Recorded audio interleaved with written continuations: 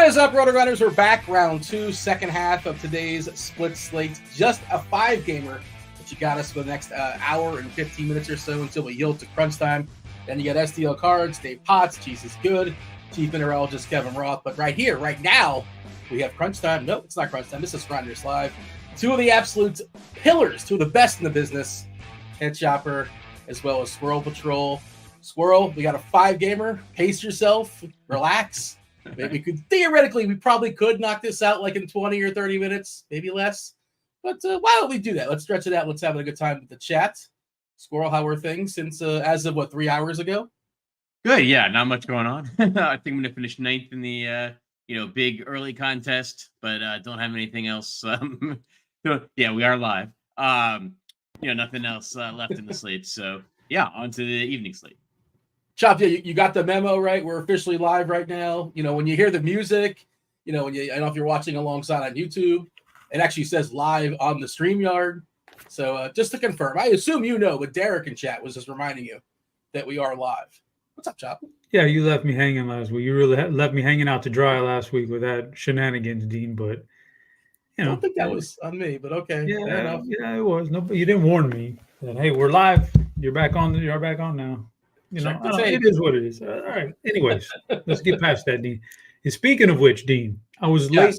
I was late to that show and didn't realize we were live because I was late because I was having computer issues with my Microsoft and the CrowdStrike. And I think I've narrowed it down, Dean. I think I know what's happening now. What's going on? I reverse engineered it now because it happened again this week. It happened yesterday, actually. It happened again. Is that why my stock plummeted again? Is that what's going on? There's a lot of people saying sell Microsoft and get some other stuff. I won't say I'm not here for financial advice, but I reverse engineered it, Dean. What happened was every time Microsoft updates a new update, like once every few days, boom, all my Office suite stuff goes, kaput, man. It craps out, and I gotta do a whole big spiel where I restored my computer to a different point before the update, and that's what I narrowed it down to. So I have to figure that out. They're gonna have to figure that out, Dean. But it's in case anybody's wondering out there, and they're having the same issues as me. Every time Microsoft updates on Windows 11, it's causing my issues with my Excel and my Word and everything. Well, hopefully they'll get that figured out soon enough because that can be a big old pain for sure. 5-gamer tonight. We have a couple aces, depending on what you call an ace, I suppose. We have a couple cheap pitchers as far as offense. I believe there's only technically one team with a team total above 5. Cincinnati taking on Kyle Hendricks, 5.3 if you want to get all technical. Houston right there in the fringe, 4.9 versus Jake Woodruff, who we haven't seen a lot of him so far in the majors or like of late in the majors, but when he's been in the majors, has not been very good. Dodgers are really, really low total. We're expecting Freeman to be out of the lineup once again. Of course, Betts out, Muncy out, so it's not the best iteration you're going to get from LA. Taking on Dylan Cease. Dylan Cease coming off throwing a no-hitter last time out. The Angels have one of the top totals on the board because they're facing Kyle Freeland, 4.9. I think that's it, right? Yeah, just one team. It's the Reds. Reds probably the most popular team on the board. Maybe if not them, Houston, maybe the Angels. Not that they're a fun roster, but yeah, Squirrel, give me the screenshot as far as tonight's slate. It is a 5-gamer. We can go as slow as you'd like. Yeah, great slate. No. Yeah, so only 5 games, only 10 teams. It's interesting because I kind of like these smaller slates when there's like dramatic stuff, right? Like we've got Dylan Cease, so it's the first time I've seen like an 8.5 strikeout prop. It feels like in a long time. So you've got a decision point there. But he's facing the Dodgers, right? That's generally a good offense, but maybe it's not as good of an offense as it's been throughout the course of the season. So we've got some decisions to make. We've got like the Cubs in Cincinnati. The Reds are facing Kyle Hendricks. He's kind of not been the pitcher that he once was earlier in his career. So that's going to make for a very popular offense. So we can probably identify the chalk, especially so on DraftKings. There's a pretty big price difference between Cease on FanDuel and DraftKings. But we can identify the chalk, and I think it's just a decision of then how crazy do you want to get on your lineup, right? Do you want to like play pretty chalky? You think like Cease and the Reds are maybe going to get there, or do you think like no? Like I think everything's going to be overowned. I want to pick some leverage.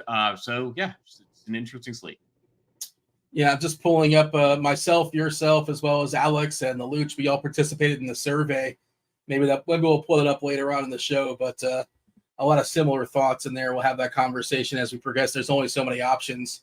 But you mentioned Cease, and look, I'm probably going to play him. Like I'm leaning in. I know he's going to be super popular. The Dodgers kind of intimidating, but maybe not so much because they're going to be without most likely Freeman. We saw Lux hitting like third or fourth the other day. Jason Hayward, expected to be pretty high in that order. Just not the best version. But Cease threw 114 pitches last time out. He threw that no-hitter. Squirrel, you think there's any sort of thought process? And I haven't heard anything. I'm kind of making up my own narrative. But I feel like, next time out after a no-hitter, 90 pitches, maybe he gets a quick-ish hook, maybe he doesn't throw a full 100. Not to, again, you got to roster 20% of these guys anyway and just wait to hear some of these names. So you're probably rostering them anyway. But that maybe has, just a tad bit. If I'm looking for a poke a hole, that's one of the holes I will poke.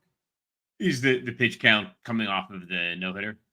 Yeah, I mean, is that a thing? I mean, 114 is a pretty big number. I know Cease has got one of the biggest leashes in baseball, but still, going 9 and throwing 114 is you can't do that every time out, right?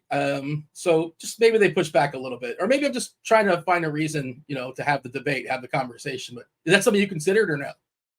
It's not something I've considered. I maybe was going more from a view of like people are going to look at what he did last game and think like, yeah, he's like hottest pitcher in baseball, something along those lines. And he's not facing the Nationals in this game. And I like my Nats, right? But he's facing the Dodgers. He's facing Shohei Ohtani. Like that's maybe a similar vein and similar thought process that there's maybe a little bit of a lag or people kind of recency bias or whatever with Cease. That's just not going to happen tonight. I was kind of talking about before the show that it's interesting watching the early slate, right? Like in the early slate, we had like Chris Sale and we had like Freddie Peralta and Taj Bradley, and we had doing the content for the early slate and doing the show for the early slate. It's like, wow, it's clear who the top pitchers are. The top pitchers, were none of the above. It's just anything can happen. And I do think the easier it is to identify the chalk, like it's going to be super highly owned. And so, but anything can happen. We got 10 starting pitchers on this slate. And I feel differently when it's like Dylan Cease and 3 openers and 3 guys that are, in their rookie season or something like that. And, a couple of long relievers or whatever. Like this is Dylan Cease and we've got some competitive pitchers like Logan Webb, Framber Valdez are going to outscore Cease a good portion of the time. And sometimes Nick Lodolo is going to get there as well. And who knows how Davis Daniel's going to do, so there are some reasons to maybe poke some holes in Cease and say, especially being the most expensive pitcher on the slate, you can go elsewhere. Yeah, and like you said, it is super obvious to determine that, Dylan Cease is the most popular pitcher on the slate. Biggest K rate. Look at ownership as of right now. We're looking at 53% for Cease. Framber Valdez, Chops guy, we'll talk about him in a second. 44%. Logan Webb, 43% back at home, facing an Oakland team that obviously has shown more punch of late. They got to Robbie Ray last night. Butler just does not stop. That dude is ridiculous. Left on left, he absolutely smashed one. We have Davis Daniel back in our lives, and we're not really sure if he's good or not, or just if he could be. I guess he's usable against Colorado. We'll have that conversation. Kershaw, we're expecting 78 pitches, right? He's not fully stretched out, obviously, and they're not going to push him too hard. Maybe he gets the 5 innings and 75 pitches or so, and maybe that's good enough.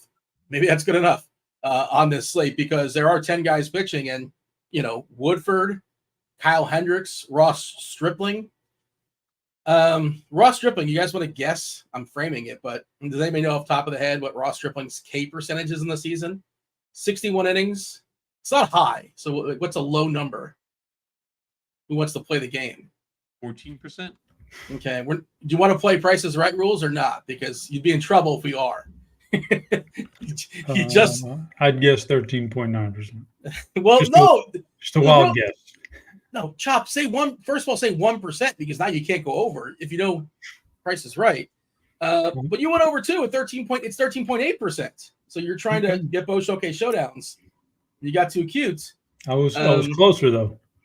It's not. Well, yes, but now nobody. Devin wins. Producer Devin wins. No, he Speaking didn't of even producer guess. Devin. What happens? 1%. Devin wasn't Devin knows even. how to play the game. I didn't know he was playing, or else I wouldn't have guessed that. And, what happened? What does Bob Barker do? Well, he doesn't do anything these days. If both guys go over, or Drew Carey now, what does he do? Think nobody wins. I'm fairly certain nobody wins. It's been a while since I've watched The Price is Right, but I think if both go over, I think just nobody wins. I think that's the rules. I could be wrong though. Somebody in chat. I sabotaged myself then, trying to get too smart with it. My bad. I was just making the point that Stripling has just got his upside is so subdued. Good ballpark, obviously, but what can he really? 15 points, maybe, if you're lucky, cross your fingers. Woodford has been bad the time we've seen him. If you stretch it back to last season, it gets even worse. They're just kind of desperate there as far as arms. Hendricks, not a big K rate, 16%, terrible ballpark, really, really vulnerable to lefties. Stolen bases also something he gives up. We'll talk about Ellie De La Cruz later on, I'm sure. Of course, these guys, and maybe just like putting up 12 points and being 6K is acceptable if Cease falters, if Valdez falters. Chop, what is your assessment as far as the pitchers? How are you, are we doing one lineup tonight? We doing 150? We having fun? What's the mode of attack? And have we figured out who our pitchers are, or we're still kind of piecing it together? We are not having fun, Dean. We're just doing one lineup. We're just doing one lineup. Okay. Just going to do one lineup and 5 games and, the shows. We got the show, so we don't want to get too far in the weeds. I'm going to do some pick six too. I like that. All right. How's that worked out for you? You've been dabbling in it the last week or so? It's very interesting. Yeah. I'd say it's very interesting. At least once a week, I catch a prize pool that's just massively that overpays you for whatever particular 2, 3, or 4, or 5, or 6, whatever. It just massively overpays because the field, kind of grouped up and went with the wrong picks and got something wrong. So you're applying game theory. You're doing that just kind of like. No, I'm not doing it. It just happens. Okay. I'm not put it like this. I'm not respectfully. I'm not on scores and odds to look at Grant Niefer's home run calls or anything. Those are great picks, but the crowd also follows those. So I try to avoid those and just try to do my own thing and let everybody else follow some crowd stuff. And then they'll hit it, they'll hit fine. Everyone, a lot of the time. But the one time during the week when they don't hit, you just get this massive prize pool. So, yeah, I like it. It's fun. It's fun, Dean. But, yeah, we're in a DFS one lineup. That's enough. That'll keep me busy up until lock. And, I got 3, there's 3 big pitchers here that we've identified. And there's Davis Daniel down there. I wish he was a little bit cheaper. And I think he has some good aspects to his game tonight, including the matchup. Then it takes a kind of a dip. Some unknowns. Lodolo has some good stuff, but, kind of like his performance doesn't back it up enough. And Chicago's not really somebody to joke around with against left-handed pitching. Like, they're pretty tough against left-handed pitchers. Kershaw, don't know, what's going to, how he looked okay his first start back there, but can you really trust Kershaw? Padres, by the way, are I think they're a sneaky good team in the NL now. I mean, I know Kirk disagreed with me yesterday when I was having a conversation with him, but I kind of think that the lineup is solid, doesn't strike out, so that's kind of why I don't like pitchers against San Diego anyway. But the lineup doesn't strike out a whole lot, and they made some sneaky good moves at the deadline. It's really gonna. They bolstered their bullpen. Yeah, that's the game. It's the kind of stuff that can go a long ways in a playoff series, in the playoffs. So I think they're sneaky NL team there to win the NL if things break right for them. Just pulled it up on scores and odds. I didn't mean to cut you off there, Chop, but I was curious. San Diego looks like 35-1. You can get them for the World Series, depending on where you're shopping. 35-1. You said for the NL, maybe 17-1, something like that. Yeah, 16-1. Looks like I don't hate it. It's just some sneaky stuff because you get into 7 games. Like I said, Devin had the screen pulled up there a minute ago. Those numbers, man, they just don't strike out. And I've seen that all year long. So I think they're sneaky. And if they get Tatis back, that'd be interesting too. I'm not. And then the rest of these guys, like I'm not playing Kyle Freeland, Ross Stripling, Kyle Hendricks, or Jake Woodford. Good luck to them all. but they're not guys I'm going to roster tonight. I wouldn't even think about it. So I think the pitching aspect is pretty cut and plain to me between 4 guys. I did mention producer Devin. They want to shout out it's Wednesday, which means, of course, it's Wheel Wednesday, which means, of course, you jump in the Discord, RotoGrinders.com/Discord. Go into the live stream chat channel. You see it scrolling there on the bottom. Producer Devin has a post. Just go ahead and check that icon, and you're good to go. You will be your name will be thrown up on the board. We're going to spin the wheel in about 15-20 minutes, give or take, depending on how the show progresses. And if your name gets pulled, you get yourself a week free of RotoGrinders Premium. 1 week free of RotoGrinders Premium. That's not just for baseball. It's all the sports: football, baseball, basketball, hockey, everything you can think of. Optimizer, the articles. You got Squirrel's article, Dave's articles. Chop does the expert rankings. I do the expert rankings. Expert survey we dabble in as well, 7 days a week. By the way, Kikuchi is going to make his debut for your Astros on Friday, Chop. So get excited. You say, Kikuchi, some help is on the way. Also wanted to mention, by the way, if you happen to have RG Premium and you use SimLabs, SimLabs got even better because personally, when I use SimLabs, I use it on the desktop. I'm not one that messes with my phone a lot as far as I don't like to draft on Underdog on my phone. I know some people do. I like to do a desk. I shouldn't say desktop. My laptop. I don't have a desktop. But you guys know SimLabs, the expert DFS lineup generation tool from RG Fantasy Labs. It got even better because now you can download the SimLabs mobile app from your app store. Use the power of DFS simulations in the palm of your hand. Available for a combo, or if you're a single subscriber, or you can buy it a la carte in the app store. So go ahead and check that out. If you want to get RJ Premium, you don't think you're going to win it today on the wheel? Well, you can get it to 6 months. Get 6 months, get $250 off, as opposed to going month by month by month by month. We'll give you $250 off if you're willing to commit for 6 months. You want to commit to 1 month, you get $40 off. You want to commit to 3 days, it's $19 and change. Links are in the description. Squirrel, you having fun? Are you running 150? What's the plan tonight as far as your lineups? Yeah, I'm not sure. I get to be determined. We'll see what kind of inspiration I get from the show. What kind of lineups I want to run. I'm kind of going back and forth between wanting to do maybe one lineup, or maybe doing 150, and it might depend on just how the contests fill up, and how set I kind of end up on being on one lineup. Squirrel, is it safe to say that you are sitting back and waiting to hear the conviction in my voice from the choppers knockers? Yeah, absolutely. Choppers knockers, and that not necessarily guys are going to get hit home runs, right? But we're going to equal 14 points with our score, which is the equivalent of a home run, which, a knocker, 14. Yeah, you get it. Yeah, exactly. Yeah, I got into some trouble the other day. I was on the morning grind, and one of the morning grind questions, the morning grind game is give me a player under 4K that's going to get 2 hits. And I was like, this question's not really helpful. I don't want 2 singles. I understand the theory of it, but give me who's going to hit a home run. Give me 1 hit. Give me 1 home run, and I'll take that. A knock, if you will, or a knocker, if you will. But 2 singles, that's for the birds. You want a mid cash? Here's 2 singles. Which, by the way, I think I min-cashed the early slate. Shout out to me. Never thrilling, but we will take it. By the way, do you like this or do you not like this, Squirrel? Because I won't enter it, but maybe you kind of like this. And maybe the field likes it. That's why they keep running out there. DK tonight, the $15. It's $150K total prize pool. It's $50K up top. Does that make you more likely to play it, to max it, less likely, or somewhere in the middle? You don't care? No, I'm actually kind of looking at that contest. I'm I don't know if I like that. So that's usually I do if it's a quarter to first. I'm okay, I'll do that. I don't like a third. I'm sitting in 9th place of the big contest for the early morning, and I'm not getting my money back, right? Even though I've got a top 10 finish.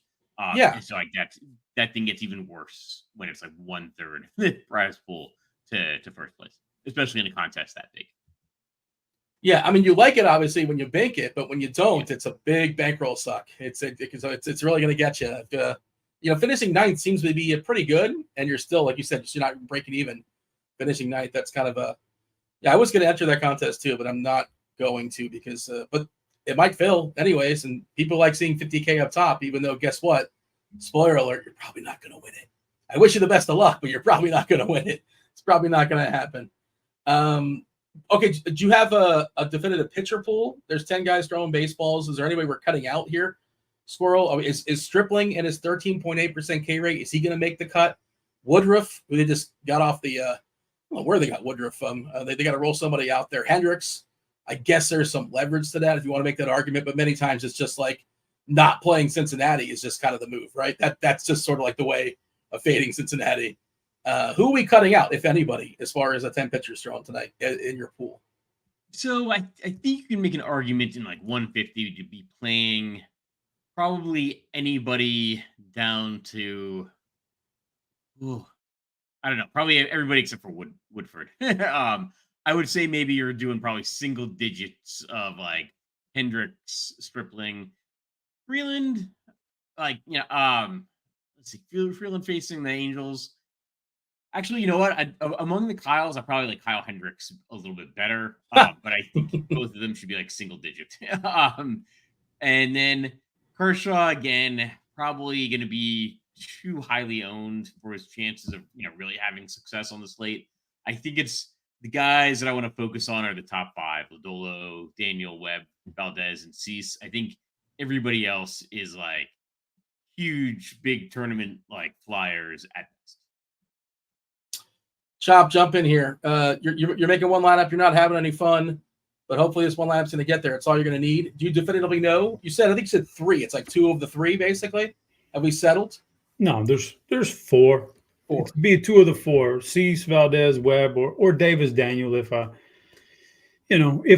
I like some offense that I just can't get away from, and I got to go a little bit cheaper, Davis Daniel I think is in the mix. Although obviously he's a distant fourth from the other guys, but Lodolo and Kershaw don't get there. The funny thing about Woodford is, for GPPs, like the big massive ones, 100,000 other people, I think I won't play him. I'm not playing that kind of stuff, but he would be kind of interesting for me if I had 150 lineups. I might, I know the numbers look terrible, but number one, the Astros are struggling right now. Number two, what he does really gives those particular hitters problems. They got two lefties in the lineup tonight, I think. So he can get Jordan's going to have trouble with. He can get Singleton out with his changeup. Singleton is not good with changeups, chasing him off the plate, which is what his changeup does to lefties, go off the plate. And then the righties, he's going to throw that sweeper to right-handed hitters a lot. That's what he does. That's how he tries to get them out. Boy, they got some guys who struggle with the sweeper that breaks way out of the zone. Like, there could be a lot of strikeouts. In a large field GPP, all I'm saying is Jake Woodford could be all right, but I'm obviously not playing him with one lineup, and it'd have to be like the $15 buy-in for a 50K up top or something. But I don't know. That's just, but I'm not playing Freeland, Stripling, Hendricks, or Woodford. Davis Daniel, the fourth option. Two first names, two last names, both, maybe both. Daniel, two first names, two last names. There you go. Woodford has stretched it back to last year, 13.4% as far as K is getting a bigger sample, 56 innings. The walks are too high at 10% also. The ERA almost 7, the Sierra 5.5. I mean, sure, anybody can kind of luck, whip their way into a good start. And like your point about the Houston lineup being not spectacular is noted. Chop, you're talking about the lefties. Caratini is a lefty too. Not that you're afraid of Caratini, but yeah, he's in. No, there. He's actually probably not terrible, but he's better than Singleton in general. So, but yeah, just the righties, man. He's Woodford's not good. Like, the numbers say that he's not good. I'm just saying that what he throws. If you're a guy who is into a pitch type versus batters, it's interesting in that regard. But yeah, the general numbers say he's bad, so I can't play him. But if I was running 150, I don't think I would X him out necessarily. To your point, by the way, Caratini, 217 ISO this year, 104 plate appearances versus righties. That's pretty good. 337 WOBA as well. So, and a contact guy, 14.4%. So maybe he's not horrendous. Yeah, that's actually pretty decent as like a cheap catcher.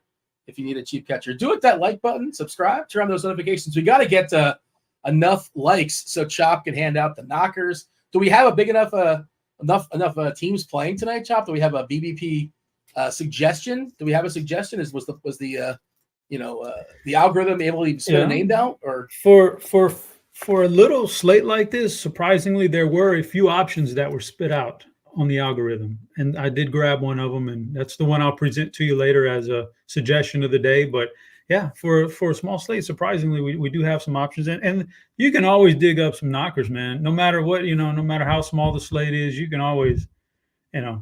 But when you have the knockers. qualifier, is it doesn't have to be home runs, just guys that added the 14 points. Yeah, it makes it a little easier to find them. No, it doesn't. What? If so, you're telling me it's easy to find a 14-point hitter? Huh? Interesting. You must be Easier. You must be a millionaire at MLB DFS. Easier. I didn't say it's easy.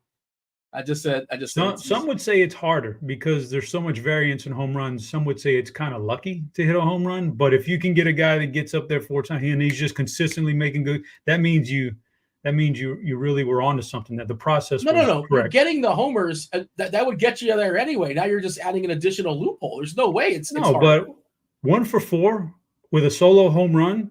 Some would say that's a knocker. Maybe that was just variance and you got lucky to get 1 home run. The other 3 were strikeouts, didn't make contact, weak contact. You just got lucky that one time. Some would say that.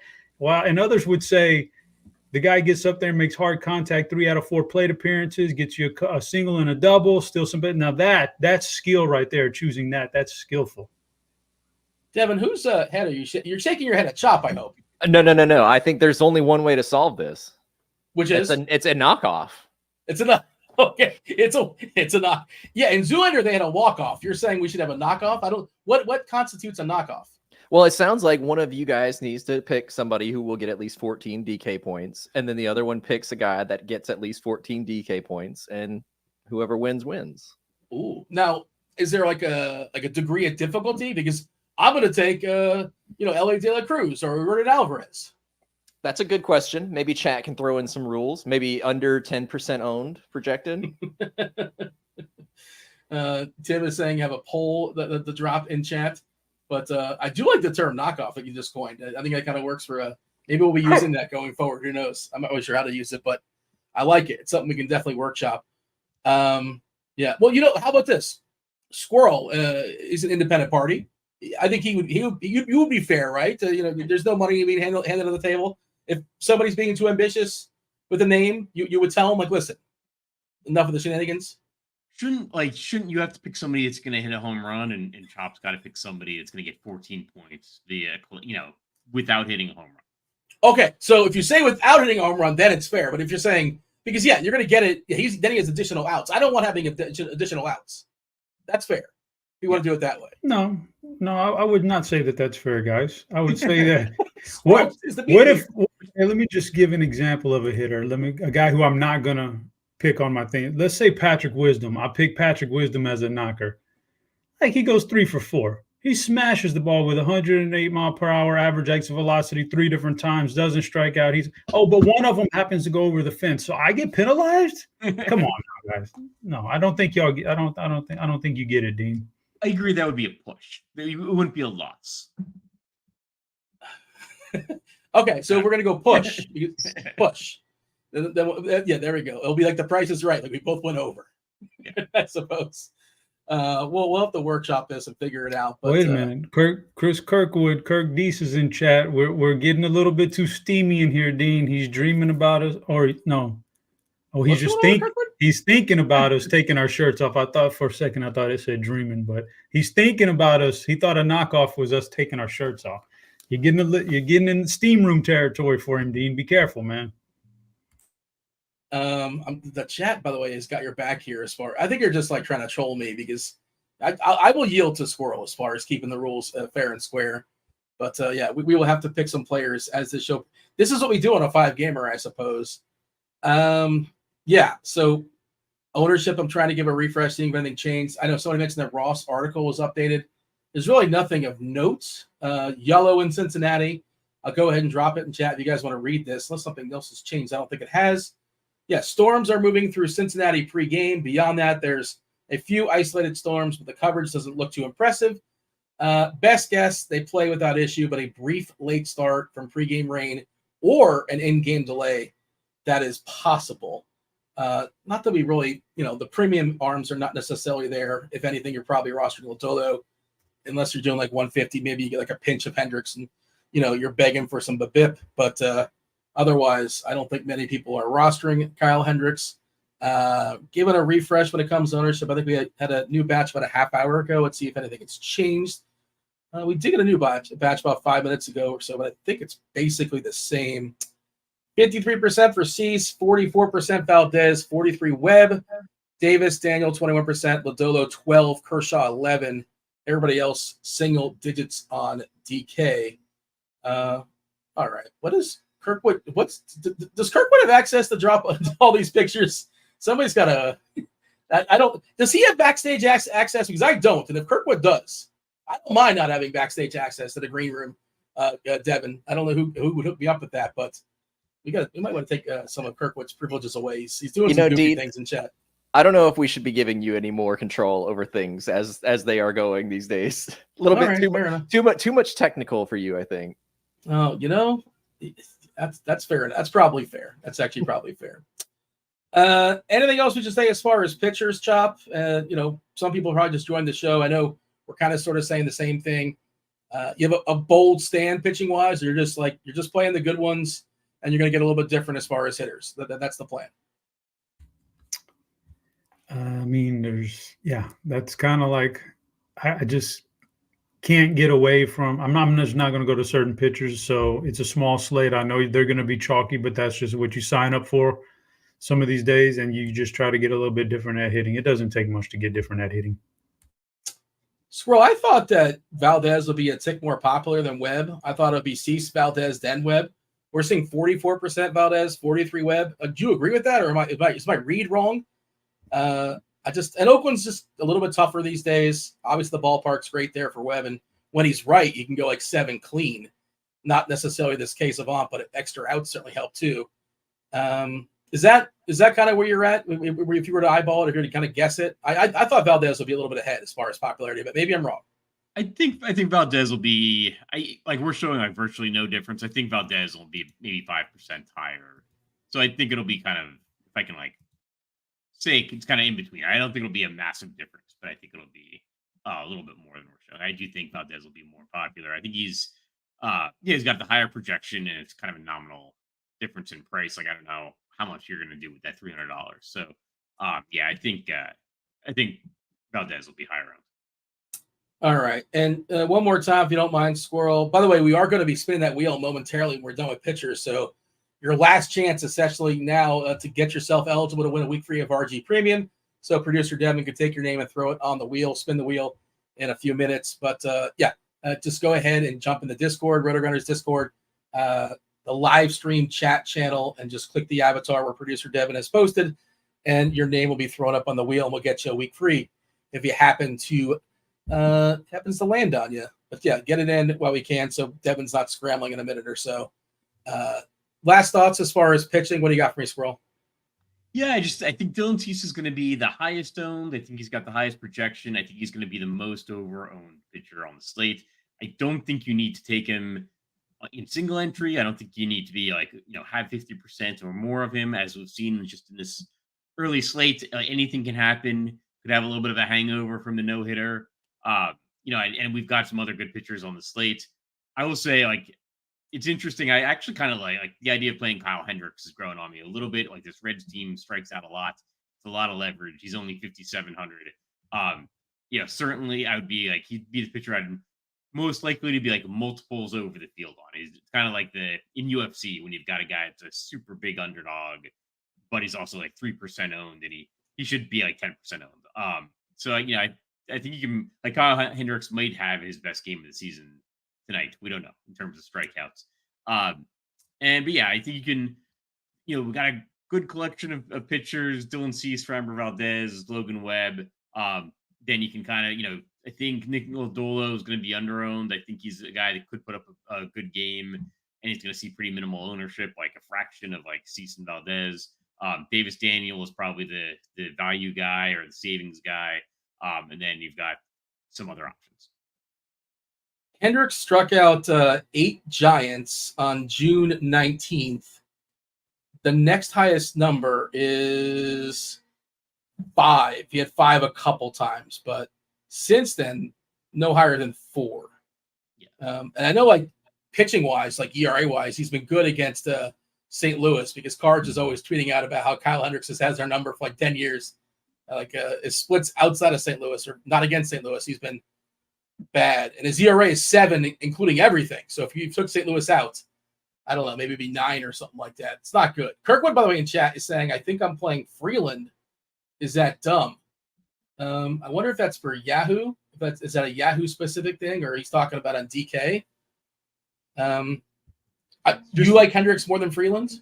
Yeah. So there's an 8-run difference, just about an 8-run difference, I think, between Kyle Freeland's home ERA and his road ERA.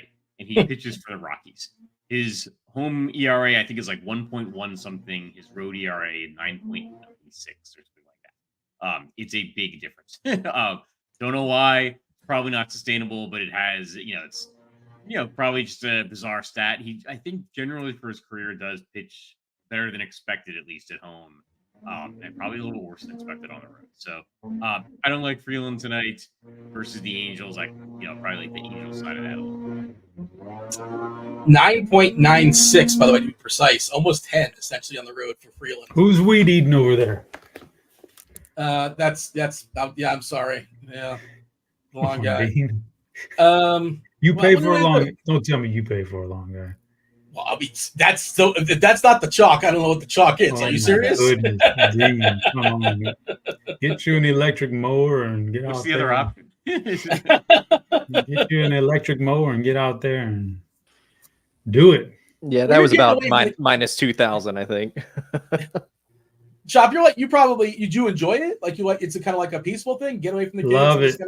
Put in some AirPods, put on some music, get out there, get some vitamin D from the sun. Yeah, get a little exercise. Absolutely. Is this when you sit down or you don't sit down? You're talking about actually moving. There's different options. I've seen different options. You think I'm going to get a riding lawnmower? I don't know. Is that insulting? Well, I mean, first of all, you don't need it for less than 1/4 of an acre. So I don't know where you live. It's not a ranch. Let's just put it like that. You've won $1 million twice. I thought you had like a whole farm to yourself or something. I don't know. I wish. I got kids. They're dragging me down like anchors right now. But one day, man. What do you listen to while you're mowing the lawn? Do you have official playlists? I mean, I have Amazon Music, and I've just got some downloaded stuff that is very much all over the place, Dean. For instance, today I was listening to a little Sledgehammer, Peter Gabriel, but then it jumps to the next song, which is "Spray the Champagne" from the Migos. I got all kinds of stuff. Sure. Yeah, I'm all over the place. Look how eclectic you are. And Squirrel, are you Squirrel? I felt like you gave a reaction like you're not mowing the lawn. No. No. We got like a small little backyard, and we're actually just going to pay somebody pretty soon to just throw rocks over it, like paving everything. Just leave a little small patch of brown grass for the dogs. Brown grass. Yeah.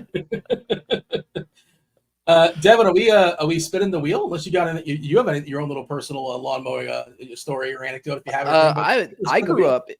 I grew up in Birmingham, Alabama, where the mosquitoes are about the size of houseflies, and the summers are basically like you're swimming when you walk outside. So no, I'm not a big yard guy. I'm not a big heat guy, really. I'd prefer to have snow everywhere and just not worry about it. Yeah, so that's a no from you. That's a no. Yeah, reading between the lines there. Also, I don't know if you guys have friends that you ask to meet up places, and then it's just like they're historically 20-30 minutes late to that place, right? It's disrespectful. I love our viewers. Some of these people, we might need to start telling them the giveaways are about 30 minutes earlier, because I think everybody showed up when you said last call, Dean. But here we are. Have you been working hard plugging some names in? I've been plugging some names in, Dean. And look, there's one more. Sorry, we got to call last call, though. We got to call last call. Yeah, last call. That's it. Macho Man. Shuffling it up. We don't have colors here, but let's see if we can get a winner here. Yeah, this is a different wheel, I think. Did the wheel change on us? Different producers, Dean. Yeah. Oh, GJE. 627. Congratulations. Stuck in the back door the last second, or was GJ? Do we remember if he was early or late? This was a late one, but we're lenient. This is the producer makes the call here, so congratulations. I'll reach out to you in Discord. We'll see if maybe we can get another one here in a little bit. Chop trying to start a controversy saying it's rigged. Guy works for RG. What? Chop, what are you trying to say here? I'm not trying to say nothing, Dean. What are you saying? what are you accusing? Just throwing a little gasoline on the fire, Dean. It's a small slate. Let's just do it, man. Why not? Let's just throw a little gasoline on there.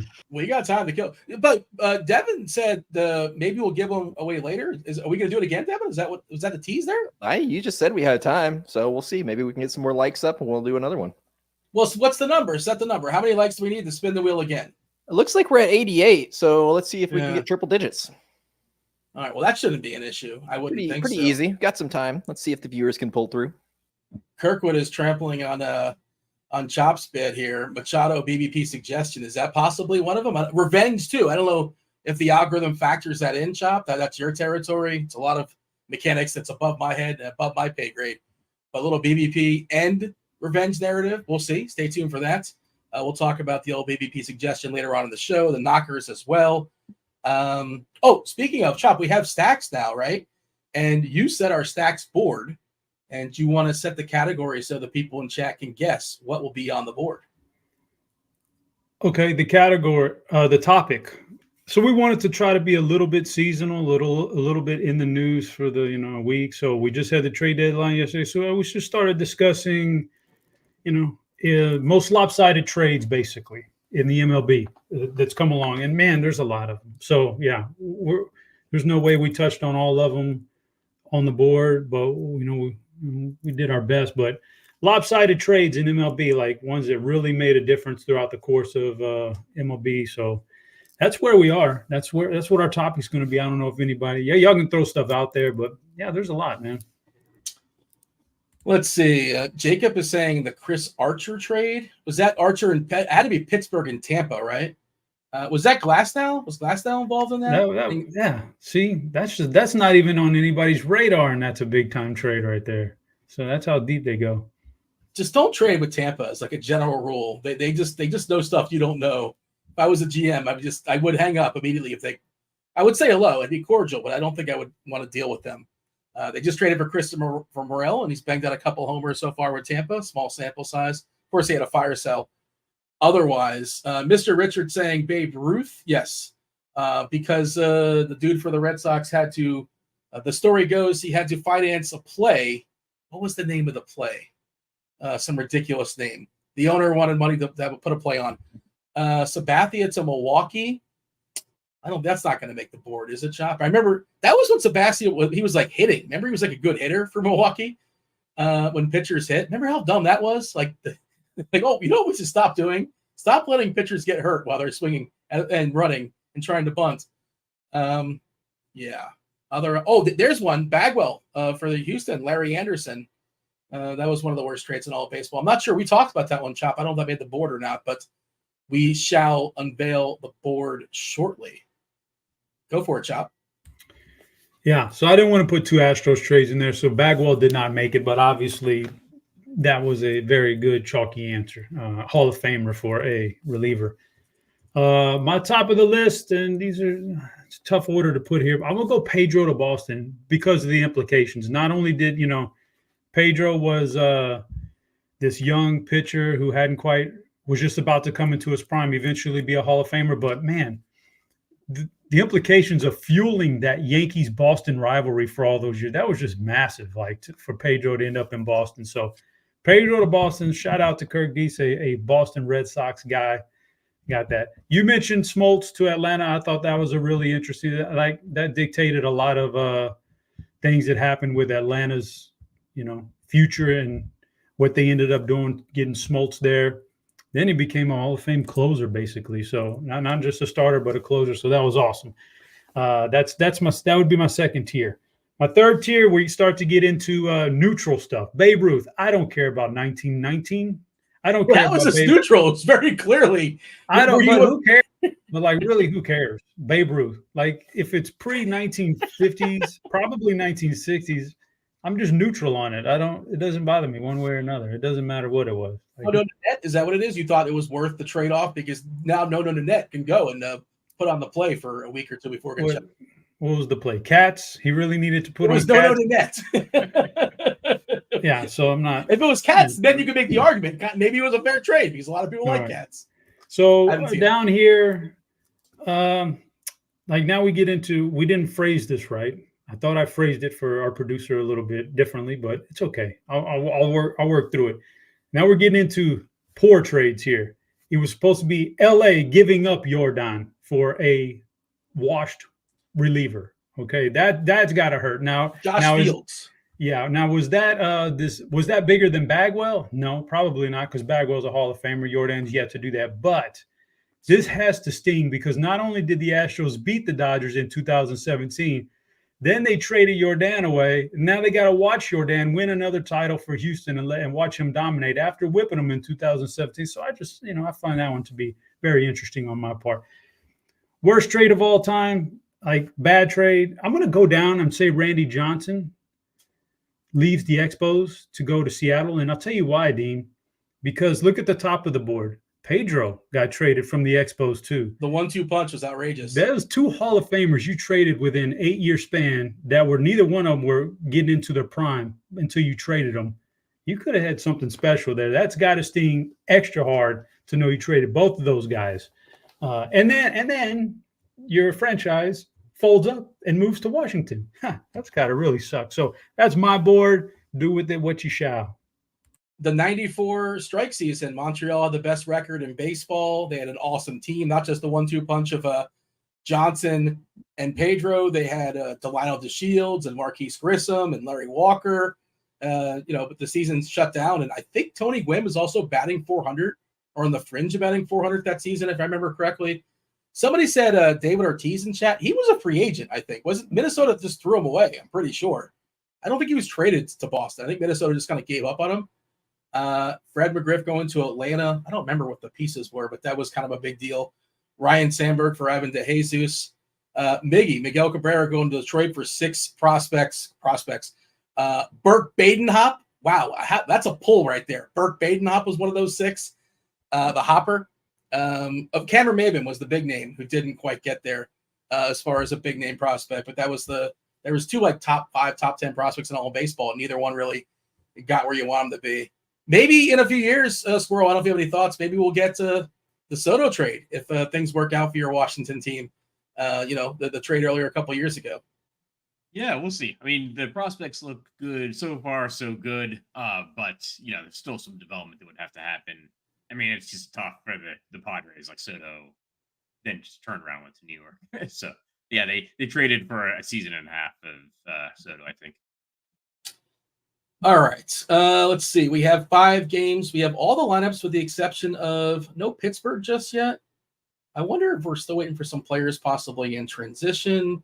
We did get a Dodgers lineup. There's no Freeman. Ohtani, Smith, Lux batting 3rd again. Teoscar batting 4th. Jason Hayward 5th. Pages, Biggio, Enrique Kike Hernandez, and Nick Ahmed. So, not the best iteration as far as the Dodgers. I think otherwise we have basically every lineup. I just closed something by accident. Okay, yeah, no Oakland and no San Fran just yet either. That's a later game. And if we don't get that, decent chance crunch time will. Oh, boy. Is anybody in – oh, wait, actually, Squirrel. Oh, this is probably a sore spot. They're asking about Rainmakers. Do you have a Rainmakers take? We have time. What is our thoughts here? Because it's defunct. Yeah, so Rainmakers shut down. I mean, I don't have like a particular hot take. I think it's unfortunate it shut down. I think the game had promise, but it like ran into like regulatory issues very quickly, which maybe should have been anticipated. But like I think like shut down almost immediately in like Pennsylvania and Connecticut. But I think it was an interesting meld of like season long and some dynasty and a marketplace game, and it used like DFS scoring. Just unfortunate that like maybe these the idea that you're kind of creating this new paid game, you probably needed to get like certain licensing that they, was not invented yet because they invented the game. But I think kudos to them for inventing the game. I think there's going to be some kind of payout. So hopefully the payout is as high as possible for people's, remaining portfolios. I know they were, I do think the shutdown happened much faster than I would have thought. Like I would have anticipated if the game wasn't working out, that they would just kind of slowly make the prize pool smaller, right? Like issue less and less cards. But I think because of the fact that it was a financial, not a financial, but a legal reason they just shut down, they just flipped the light switch off, which was very surprising. Yeah, it's kind of a bummer for those that are stuck, and hopefully everybody gets made whole or treated right or best as they could be, because it could get messier, I suppose. Cubbies first game taking on Cincinnati, the Reds. The Reds are the biggest team total on the board. Lodolo facing Kyle Hendricks. LA De La Cruz. I wrote today in the expert survey, if you were to look for, you go to Build-A-Bear, right? You go to Build-A-Bear. If you're going to build an opponent for LA De La Cruz, the face, you want a soft tossing, right-hander who can't strike anybody out and who doesn't, hold on runners. He's given up, I think, 10 stolen bases this year, 23 last year. De La Cruz leads the league in stolen bases by 20. I want to say he's got 55. If he's not banging out a homer, if he gets on base, he's gone. He's going to go. He just looks awesome today. The only issue there is, he's going to be really heavily owned, really popular, as are the Reds. Scroll, you're going to go first here. Lodolo versus Hendricks. Where do you have the Cubs and the Reds on the board? Yeah, it's difficult. Man, I'll put the Reds in Pedro. But I think you need to be that's a kind of a qualified Pedro, because I think you need to be cognizant that if you're using a 5-man Red stack, you maybe want to get different elsewhere. I don't know if I'd throw in Dylan Cease 5 Reds and get 2 or 3 pretty chalky lower priced Astros or whatever. Yeah, exactly. Because I think it's very unlikely that whole combination of chalk hits. But I mean, it's just tough to put the Reds anywhere else because they're clearly in the best spot of the evening. I think for the Cubs, also in a pretty good spot. I'll put them in Babe Ruth trade, but I could be easily talked into Smoltz. I think Lodolo has some upside. But I think they're in a good spot as well. It's good, always good being the road team in a good hitting ballpark. So they've got that going for them. So I'll put them in Babe Ruth trade. So ownership wise, most popular players on this slate, we have 1, 3, 5, and 6 in this game. 1 is a player I think I'm going to be fading because I think he's going to be in a lot of cash games lineups, and I think he's a pinch hit risk as well. And he is boom busty, but I'm pretty sure I'm going to be betting against the brain. Some call him the tooth. Patrick Wisdom. I just think he's going to be really popular. Multi-position eligibility, first base, third base. He's going to be in cash game lineups. I sort of focus on single entry, 3 entry max, and I think he's going to be 35% there. It's going to be a really big number. That could go poorly, but I think that's where I'm at. He's the most popular guy on this slate as of right now as far as hitters. Ian Happ 3rd, TJ Friedl 5th. Hendricks really, really vulnerable to lefties. And then De La Cruz, the aforementioned De La Cruz, is currently the 6th most popular. So, good hitting environment. Some good prices as well are kind of setting this game being pretty popular. Chop, your thoughts as far as the Reds and the Cubs? Do we agree with Squirrel? Yeah, Dean. First of all, that's exactly where I have them ranked. Reds probably just generally the best offense tonight, considering ballpark, weather, matchup, everything. So I got them up. And Cubs, I had them in that 3rd tier also. And just like to throw it out that can you believe that people are still paying money for little computer images of people on cards and like the Bored Apes or whatever, when people were spending $500,000 on a Bored Ape and now it's worth 27 cents. That didn't, can we do away with the NFTs? I believe in the Bitcoin. I believe in the ulterior currency, but the whole NFT thing I think has run its course. I dabbled, as you may know, as Kirkwood may point out, I've dabbled in like Top Shots, and I have some of the NFL version of that too. Not that I didn't do it I wasn't profitable with it, but I have dabbled in those streets. I never got to like the apes or any of the other. And I'm not just I'm naive to the whole world, and bootleg at Chopper saying I lost the money. By the way, look at his avatar. That's that is interesting. So there's some dedication there to put that together. It's well played. How about yourself, Scroll? Is this something you speak on? Is this something you dabble in? I'm kind of ignorant to it all, and I'm like Chop. I basically stayed. I saw all the tweets. I saw people hyping it up, and all the JPEGs going for like $500,000, $1 million, whatever it is. I guess they're going down now. I'm not sure. You have a take on this, Scroll? I've never bought an NFT other than a Rainmaker in order to enter it into a fantasy sports contest for guaranteed money. So other than that, never dabbled in the NFTs, never even bought crypto. But I'm crypto like interested, right? Like I might buy crypto at some point, but have not yet. Yeah, I'm sort of indifferent, but I'm willing to listen. I'm kind of like you, maybe I'm just missing something. Okay, let's move on. Chop, this is your board. This is your game. Framber Valdez taking on Jake Woodford. Pittsburgh has a 3.3 total currently, which is really paltry. But hey, sometimes that doesn't mean anything. We saw the Marlins at a less than 3 total earlier today, and they put up a 6 or 7 spot or so. They got the chalk Taj Bradley. Doesn't mean that's going to happen today, but just baseball variance, yada yada yada. Almost a 5 total for Houston. If Elliot De La Cruz was not my favorite player on the slate, then it's Jordan Alvarez. It's one of those two. I think many people are going to feel similar. I'm curious, by the way, do you have if you could only roster one of those two, Chop, who has a better night, Jordan or De La Cruz?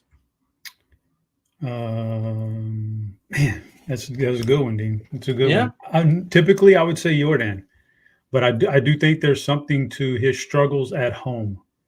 It's not just this year. It's been a thing in his career. He just generally hasn't hit as well at home.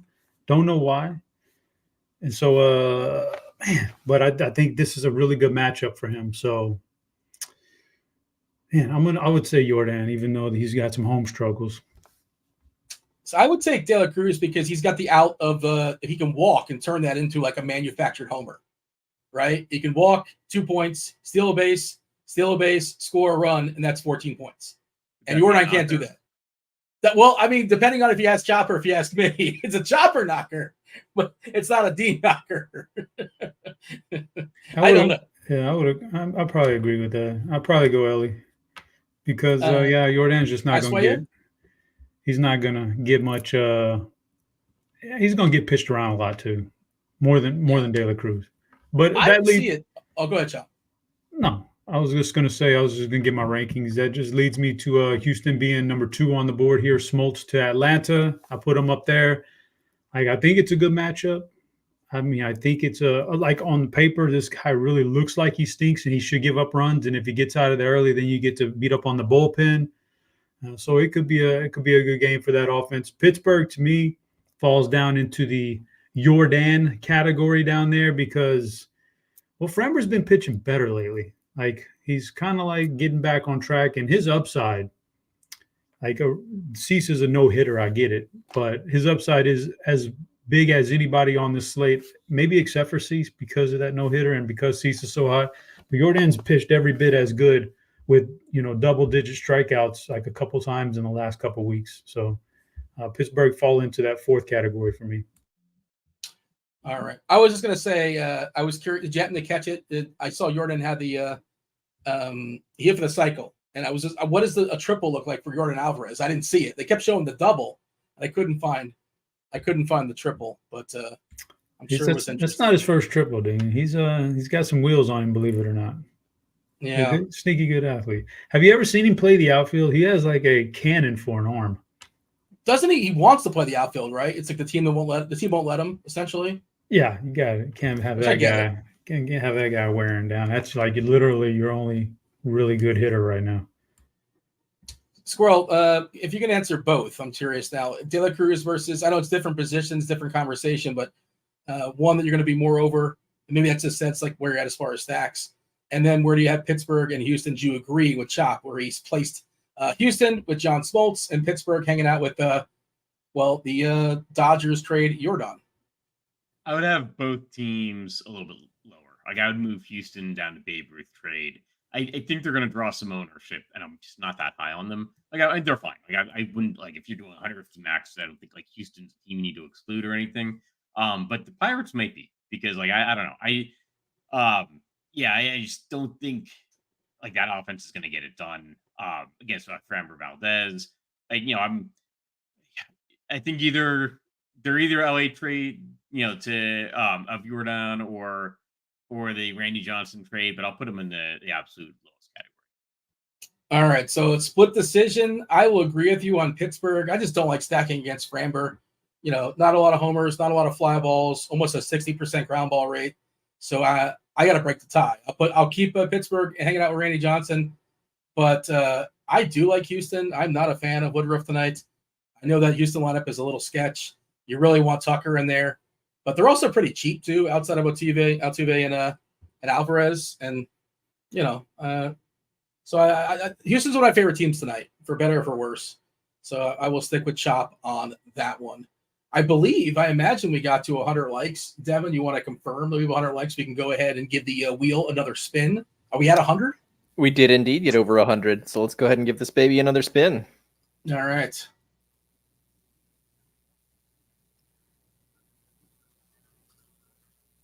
Looks like Sharp 202.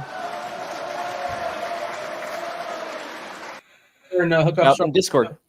There you go. Congratulations to Sharp 2. That's it, Devin? No more? That's it. We're done. We're done. We're done. I don't know what would happen if we gave 3 away. That sign behind Devin keeps distracting. Like, what is going on? Like, oh yeah, it just says his name behind him. Yeah. Did you Etsy? Where'd you go for that? Did you have to Instagram? I think I found that on an Instagram ad. It was after one of my big DFS wins, and I was like, oh, all right. Wait, it didn't actually say you had to have it personalized, right? That's correct. No, okay. I'm pretty sure that they don't just give out my username as a stock light board here. I wasn't sure. It was like you go to Disney and you see every single name, looking for port. Yeah, never find my name in those. Yeah. Yeah. Dean was it's 50-50. 50-50. You never really know. Giants lineup just dropped. Wade leading off. Ramos, Bailey, Chapman, Conforto, Fitzgerald, Yastrzemski, Luciano, and Wisely. That is your lineup tonight for San Francisco. Okay, we have 3 more games. We'll probably have time for questions too in chat. So by all means, whatever questions you have, this guy or that guy, or overarching questions, 2 of the best in the business. Happy to answer your questions. I'm presuming they're happy. At worst, indifferent to answer your questions regarding the slate. Crunch time coming in about 15 minutes or so. Dave Potts, Cheese is Good. Squirrel's here. SDL cards, and of course, chief mineralogist Kevin Roth. We did get a Dodger lineup. We got San Diego as well. Kershaw versus Dylan Cease. Dylan Cease going to be super popular here, Squirrel. So certainly if you want to fire up the old leverage conversation, you can do that. No Cronenworth for San Diego, left on left against Kershaw. He did not crack the lineup. Neither team has a team total above 4. The rivals out there on the West Coast, San Diego and the Dodgers, where would you throw them on the board? So San Diego, we got a missing gap here. I'll put San Diego in the LED trade to Jordan, and what's the other team? Dodgers. Actually, I'd put the Dodgers in Babe Ruth trade, and I think there's some sneakiness there. Like they're one of the best hitting teams in the league against right-handed pitching. Now tonight, I think the majority of that would come from Shohei Ohtani. They're missing some pieces there, but I don't think you're getting a bunch of leverage with a good hitting team. Like you can't ask it, for a much better situation than that. I'd probably rather play Ohtani as a one-off than play like a 5-man Dodgers stack. But I think the Dodgers stack is reasonable and good leverage and probably going to be under owned. Oh, we got one. You're on mute. Yeah, so Cease will give up some fly balls and some homers. It's an interesting leverage choice. Again, this isn't advised, I know, but I don't think it's completely bonkers to play Cease and Ohtani in the same lineup. I don't think that's completely insane in this slate. I really don't. I think they both can get there. They both can be usable tonight. Now, am I actively seeking that out? Not necessarily, but I think that that's one way to be different. And for sure, Ohtani can have a big day, and even Cease can have a big day. But again, you got to kind of thread the needle on that one. Chop, any issues here? Dodgers hanging out with Babe Ruth and Nunu Nanette. And we also have San Diego with Yordan Alvarez. I would have had them swapped. That's I think Kershaw is a little bit more I think he's a little bit of an unknown in general and right now. And so I would have swapped them. And LA, I mean, just looking at that lineup, they really do just have a one-man show right now with the injuries and Freeman being off for personal reasons. Like, that is a bad lineup that I don't know that I want to stack necessarily. I mean, Ohtani as a one-off is awesome. But I mean, anything could happen on any given day, but bad lineup, really hot pitcher. I would have flopped him, flip-flopped him, but whatever. Man, Squirrel's the man. I'm gonna stick with Squirrel. Kershaw looked really sharp, actually, as far as the numbers. 30% strikeouts in just 4 innings, right? They don't go very deep. His swinging strike rate over 19%, which would be the highest in baseball. I can't imagine anybody has a higher number than that. He did walk too many at 10%, but again, it's all small sample nonsense.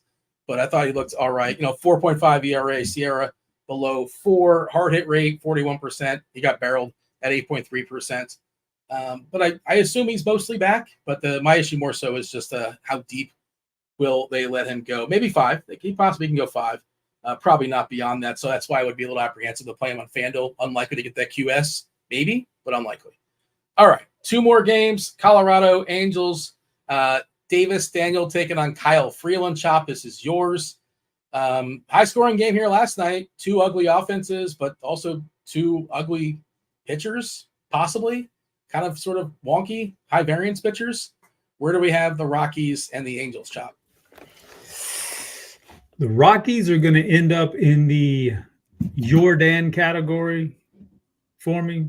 They're just not a good offense. I think Davis Daniel, that there's something there that's decent, and so I think he can maybe get something here. I'd rather play Davis Daniel than the Colorado offense, so that makes him a tier 4 for me. The Angels, Kyle Freeland has had his moments this year. He's been solid at points in time, but I think the Angels are pretty solid. Nobody's really talking about them on a small slate. I got them up in the second category there, Smoltz to Atlanta. I think that there's something there. Some of these guys are against left-handers, have some potential, and I'm just not a big believer. And I'm not even factoring in what Squirrel said about the home road splits, which are very interesting. But I just think Kyle Freeland in general just pitches a lot to contact, and that can be a bad thing against a team that has some power against left-handed pitchers. So, versus lefties, Rengifo looks pretty good. A 415. Woba's a big number. The power is fine, not great. 157. Ward, 133 ISO good. Almost a 400 Woba, really good. The Pilar thing, I really don't want to believe it, but the numbers are excellent. I still don't buy it, and good for him. My favorite, of course, is buried in the 8-hole, Joe Adell. Only 20% Ks against lefties, right? He's better against lefties. Almost a 400 ISO. That's a monster number. 400 Woba as well. We're shooting for homers, right? We're not talking about chops knocks. I'm talking about the Dean's knockers. Joe Adell is the play. He's the guy that can homer for you, just straight up homer. He doesn't need multiple events to get there. Of course, he also might strike out 3 times, but most of these guys aren't going to get where you want them to get you. He's my favorite play on Anaheim. Just what he was batting a little bit higher. Squirrel, any issues with Chop's board? We're going to pivot there in just a second. I see Devin's showing off the fabulous tools. But, we currently have the Angels chopped through them in the second tier, Smoltz to Atlanta and Colorado, typically at the bottom, not the bottom, hanging out with Jordan, second from the bottom. Any issues? Yeah, I got big issues. So I'm going to put the Angels all the way at the top. Kyle Freeland, the 9.96 away ERA, 6.59 slugging percentage allowed, 4.62 Woba allowed on the road this season. It's obviously it's a small sample size, right? He's 28 innings, right? But he has not been a good pitcher away from Coors Field, ironically, this season. And he's really not a super intimidating pitcher, no matter where he is. And, the Angels are underpriced, I think. I think nobody likes to play the Angels, so they're going to go under owned. So I think you're maybe getting little bit of an ownership thing as much as you can on a 10 team slate, 5 games. Rockies, I would put them all the way up in Smoltz to Atlanta. Yeah, I don't know. I'm like not sold on Davis Daniel. His minor league numbers this year aren't good. Like a 4.62 xFIP in AAA. And he hasn't done well in the majors either.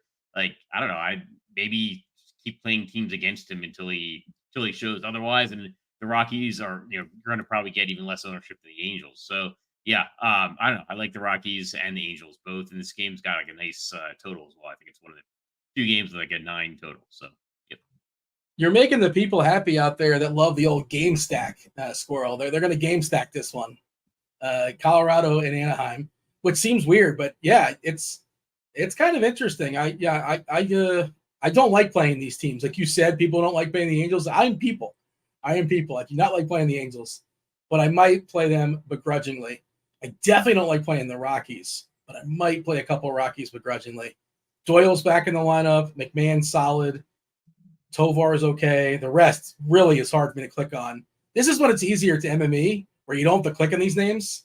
You just like plug in some stuff, and and like by accident, you're almost getting players you don't necessarily want, and sometimes it works out. But that's kind of where I'm at. Yeah, I will agree with you on the Angels.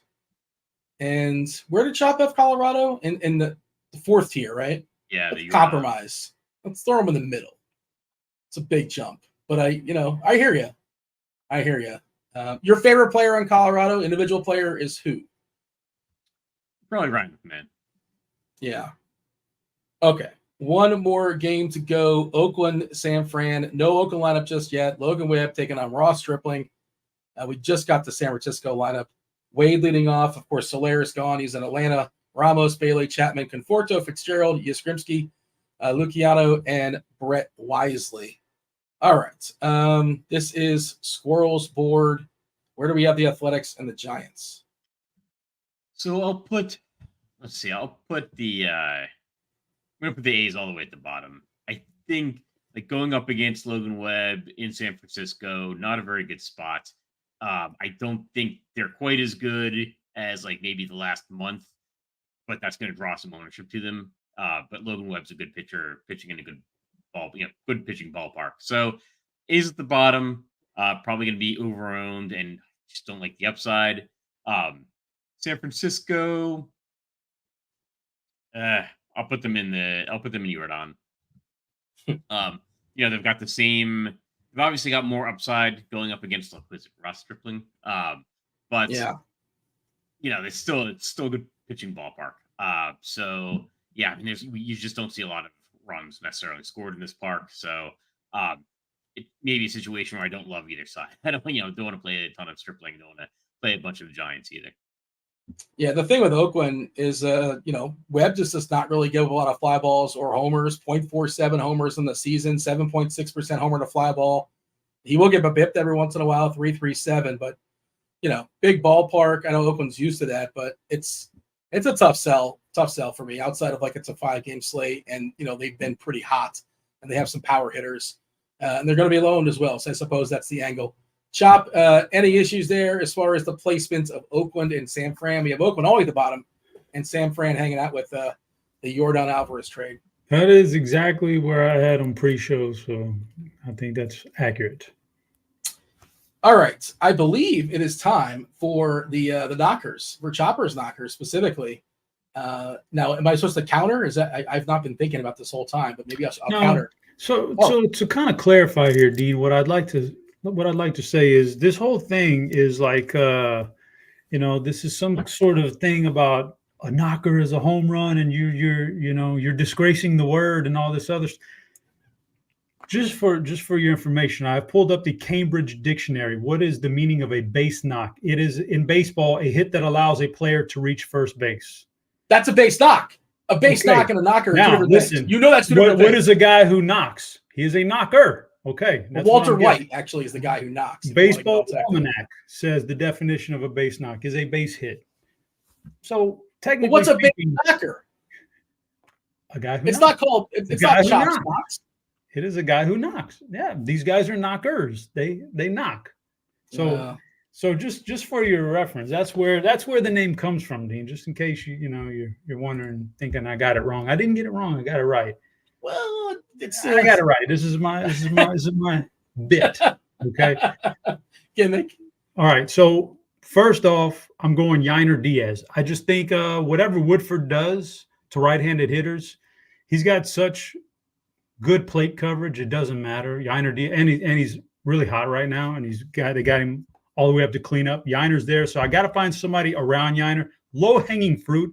I just don't think this guy can survive Alvarez because Alvarez is great against changeups and he's great against the the fastball that he's going to throw on the inside of the plate. But if that's too expensive for you, I'll try the other left-hander, John Singleton. I don't like the way he matches up with the changeup, but this guy may try to attack him on the hands with the fastball. Singleton's very good, got a lot of power in that. So let's go Diaz Singleton for the knockers 4-6. That's pretty close together. BVP suggestion of the day, Dean. I've heard this guy mentioned. You just mentioned him a minute ago. Kevin Pillar actually gets the nod today. Yeah, crazy enough, he's having a career year too. That did not factor into the identification of the BVP suggestion of the day, but he is having a career year. At age 35, having a career. By the way, can we all agree? Will you agree, Chop, that Dave Potts is like the voice of reason? Would you yield to him if he's pretty reasonable take, right? He's not going to be a hot take kind of guy. Fair to say? No, not fair to say. I'm not going to corner myself and say that. No, not fair. Well, you can tell that to him in his face. He'll be on here momentarily, and you can tell him he's not the voice of reason. But I thought he made a reasonable case there in chat. Squirrel, do you have any homers for the people? Yeah, I will go with Ryan McMahon and Logan O'Hoppe. All right. By the way, Dave, for the record, said that's where the name comes from as of about a week ago when he realized how off it was.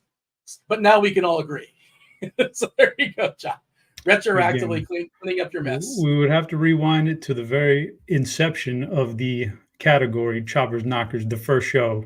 I clearly gave the explanation, but now somehow people have misconstrued. It's like that thing where you start in the back of a line, you give somebody a rumor, and they whisper it all the way up to the front of them. By the time it gets to the front, it's way different. This is kind of like what's happening now. It's just way different than what I originated. So, but I have my reasoning. The game of telephone, is that what you're talking about? I don't know what it's called, Dean. But you understand what I'm saying. Yeah. I mean, it's been a while since I played it, but I'm pretty sure you were describing telephone. I don't believe Crunch Time is here just yet. Maybe we have like 2/3 of Crunch Time kind of working their way on through. SDL cards will be here shortly. Just Cheese currently. So Cheese will be chiming in soon enough, as well as Kevin Roth. We do have time for some questions here in chat. Diego wants to know, I'll give this question for Squirrel. The Dodgers, is that a good stack? Ohtani, Hernandez, someone else? It's a leverage stack if you want to work that angle. And of course, Ohtani, you can always play him. And certainly Cease can blow up at 50%. So I'll let you answer the question, Squirrel. But what are your thoughts as far as the Dodgers? How would you stack them out? Yeah, that's a great question because I like the concept of a Dodgers stack. When you actually ask me well, which Dodgers do you want to play? It's like, I don't know. Ohtani, Hernandez, somebody else. I don't know. And I guess that's a stack. I would say, yeah, probably Gavin Lux is only 3,200 and he's hitting third. He's still going to be Gavin Lux.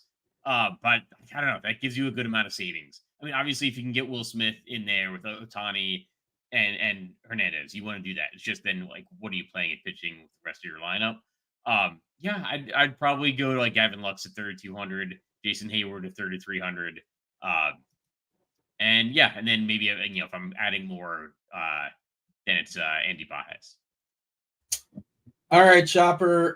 Question here from Battle Bump God: is Lodolo in a good spot, a solid spot for you taking on the Cubbies? No, he is not. I think he's got some talent. I think he's a fine pitcher and he has his moments. But in general, when we look at the Cubs lineup against left-handers, there's Patrick Wisdom strikes out quite a bit. Other than that, you're not going to get a whole lot of strikeouts in this line. And there's a lot of power in this lineup against left-handed hitters. I don't think it's a good spot for him. I think at best it's very neutral. And then you factor in the ballpark. No, I don't like the spot for him. I think there's much better matchups for Lodolo. And I don't think it's on paper. I don't think it's a very good spot, but you can play anybody on a short 5-game slate. I mean, who knows? This guy might go for 30 points. He's got the strikeout upside, but I don't think it's a good spot now. Squirrel, We Major wants to know favorite starting pitcher for FanDuel tournaments. So actually, I think there'll be like less ownership difference between Cease and Valdez. I might actually go with like Logan Webb. I think that they're all about the same, all about the same projection, and I think Webb's probably going to see much lower ownership. I'd probably go with either Webb or Valdez, but like if you're like really large field, want to go with Webb. Chop, this is for you. Brendan wants to know it's a 2v2 for DK Cash. Kyle Freeland and Jordan or Webb and Yastrzemski. Golly. You got to play. I think you got to play 2 of the 3. It's Cash, man. Yeah, you got to play Webb. Like, you got to play Freeland and Cash. Like, if you tell me a GPP, I might have to think about it for a second. But in Cash, there's no chance I'm going Kyle Freeland in a Cash game. So it would be Webb and Yaz. And I actually think I could probably find a better player than Yastrzemski, to be honest with you. How much is Yaz? He's 3K. Maybe we can get a better 3K outfielder. How much? If you have money for Adele, play Adele. He's 3-2. I would play Adele over Yastrzemski. I don't know if you have any wiggle room there, but just $200 more. Several people in chat, Chop, are accusing me of bullying you. I don't think that's what's going on, but my apologies if that's. Kirkwood said he would never let you treat me this way, or never let me treat you this way. But yes, I did not realize that. My apologies, Chop. It is knockers. Well, I'm glad right. Devin is producing the show so he can see this firsthand. And Devin, if you would just simply take me off the schedule for August, that would be nice. I can't handle this much more. Reaching out to HR now as we can't handle this much more, Devin. What other question? So another Devin, not producer Devin, but Devin in chats. That's just a squirrel. We get him with Bryce Johnson to upgrade Webb to Cease. I think Bryce Johnson is I just feel like he's one of those guys that can only get 2 at-bats, possibly. Batting 9th at home. If the situation calls for it, he might get the hook. Kershaw's out probably before the 3rd time he comes up. It's probably a righty, and maybe he turns into Cronenworth. Like, that's a lot of probablys, but I don't really like – and he's also not good. I guess he's not very good either. But, yeah, Squirrel, your thoughts as far as getting to Bryce Johnson. It would upgrade – he says Webb to Cease, which is – they're both pretty good. It's Bryce Johnson and Cease instead of Webb and who, I guess. I do think if you only have 2,100 to spend it at the outfield, I think you have to go Bryce Johnson. But the question is who else could you get to if you're not playing Bryce Johnson? I mean, if you have $2 extra $100 on top of that for some reason, you have 23 left over. I would prefer Michael Taylor, who's actually hit a couple home runs in this series and gets a left-handed pitcher tonight. But I don't know if you have that much money left over. Yeah, you can get a cheapie down the left field line for sure. I don't mind that call. Oakland lineup just came out. It's Butler, Andujar, Blade, Rooker, Langoliers, Toro, Seth Brown, Geloff, and Schumann. Still no Pittsburgh. I guess it's about 2 hours. I guess it's not like they're panicking just yet as far as getting the lineup out there. What are we waiting on something for Pittsburgh? Are they waiting for somebody to arrive in a trade? Maybe De La Cruz, who came from the Marlins. Is that possibly what's happening? Maybe he's not clear just yet. They're trying to figure that out. Just wondering why that lineup might be delayed. Or just, maybe it's nothing. And it's just a little bit short of 2 hours. Richard's asking any reason why the Pittsburgh lineup hasn't been released. My guess would be De La Cruz is questionable because he just arrived there. But we'll see if he's available tonight. But I'll tell you who is available. Crunch Time's available. Chief Meteorologist Kevin Roth, Dave Potts. We have STL cards as well. Let's go ahead and bring in Crunch Time.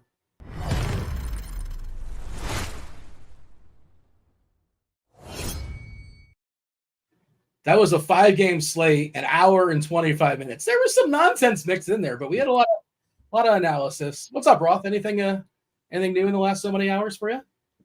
No, I posted a forecast, and in it, I was remembered of the Conan O'Brien skit in the year 2000. You remember that? In the year 2000. It's so good. That was it. I don't even have a story to go along with that. It just made me laugh just thinking about how great that skit was. Do you remember the Chuck Norris lever? You remember that? Are you aware of this? Would they just play a random ridiculous Chuck Norris clip? His terrible show. What was his terrible show called? Well, hopefully you don't say Walker, Texas Ranger. Yes, Walker. Yeah. Love that. And they would pull a lever and randomly play a clip from Walker, Texas Ranger. There's so many good bits. Context. Man. That show was bonkers. Phenomenal. I don't know if it was good, like watching the whole thing, but just like in 20-second increments, some weird things happened on Walker. And my apologies for singing. Yeah, I hope that you guys turned down your speakers. I was queued up for it. That was not planned. But what reminded you of that for whatever reason? I decided I was going to do some sort of GIF about how I know the future because I know what's going to happen in Cincinnati. And that just popped into mind. And God, it just brought back so many good memories. And they did that bit like in 2008, 2009. They didn't just kept doing it. They didn't retire it. Yeah. All right. We got anything else here, boys? Squirrel, Chop? Nope. All righty. SDL, Dave Potts. We're going to leave you guys for crunch time. I think first pitch is 7:10. 7:10 on the East Coast. Plenty of time to talk about the 5-gamer. Myself, Chop, Squirrel, do appreciate you watching the first portion. Grinders Live, hit that like button, subscribe, turn on those notifications, do all those things, and do not go anywhere because you got, 43 minutes of baseball. MLB DFS baseball taking all the way up the lock with Roth and Dave Potts and SDL Cards. Roth, take it away. Good stuff. As always, welcome to it, ladies and gents. You know the drill. It's crunch time. Two of the sharpest minds in the biz. Second show of the day. A couple OGs. We got more DFS experience here collectively on this broadcast. We have more DFS years than you have years alive, probably, whoever's watching this. That's fair to say, right? That's definitely true for some of these people. Yeah. I mean, we have to record a Life Alert commercial after the show. I've got like 12 years doing DFS, maybe 11. Geez, you've got it since DFS existed, I assume, right? 2008. Yeah. And cards probably the same for you. Boy, time goes fast. Yeah, maybe a year or so later than that, but a year or two. But it's 2009, 2010, somewhere in there. I think we're pushing combined over 40 years. Was my math terrible there? Was it terrible? It might have been terrible. I don't know. Anyways, hey, welcome to it, ladies and gents. This is Crunch Time. We're going to take you up to lock. We're going to take you through lock. We're going to give you weather takes. We got Dave Potts. Cheese is good in the house. What up, Cheese? Not too much. I got a little bit of the Rona, so I'm a little down, but I mean I'm alive and everything, so it's fine. It's a 5-game slate. We can make it through that. Right, you can do it. Yeah, with the Q tag, you can fight through it. We got STL Cards as well. Cards, how are you? Yeah, admirable job by the prior crew to get through, an hour and a half, hour and 40 minutes, whatever it was, with just 5 games. So, of course, Dean can make a show go by quick. I remember we did when we were doing an XM show a few weeks back, we were previewing different football teams, and we went to preview the Raiders, and Dean was hosting, and we had to take another commercial break before we even got into the Raiders. So it was, about 15 minutes of nonsense mixed in there. So Dean's the perfect man for that job. But I think we'll be able to manage okay here with 40 minutes and 5 games tonight. And hope Cheese gets to feeling a little better. Very good. Okay. I was watching the Olympics, and I think Mike Tirico is hosting it. And for some reason, I decided Dean is like Mike Tirico. He's just so likable and just can talk about anything and can fit in any spot. So Dean, I hope you're watching and I hope you see that. But as soon as I saw him, I was like, he reminds me of Dean in a certain way. Okay. And I'm on the Olympics in 4 years for sure. Yeah. Dean, what are you doing? Go join the Olympics and see what happens.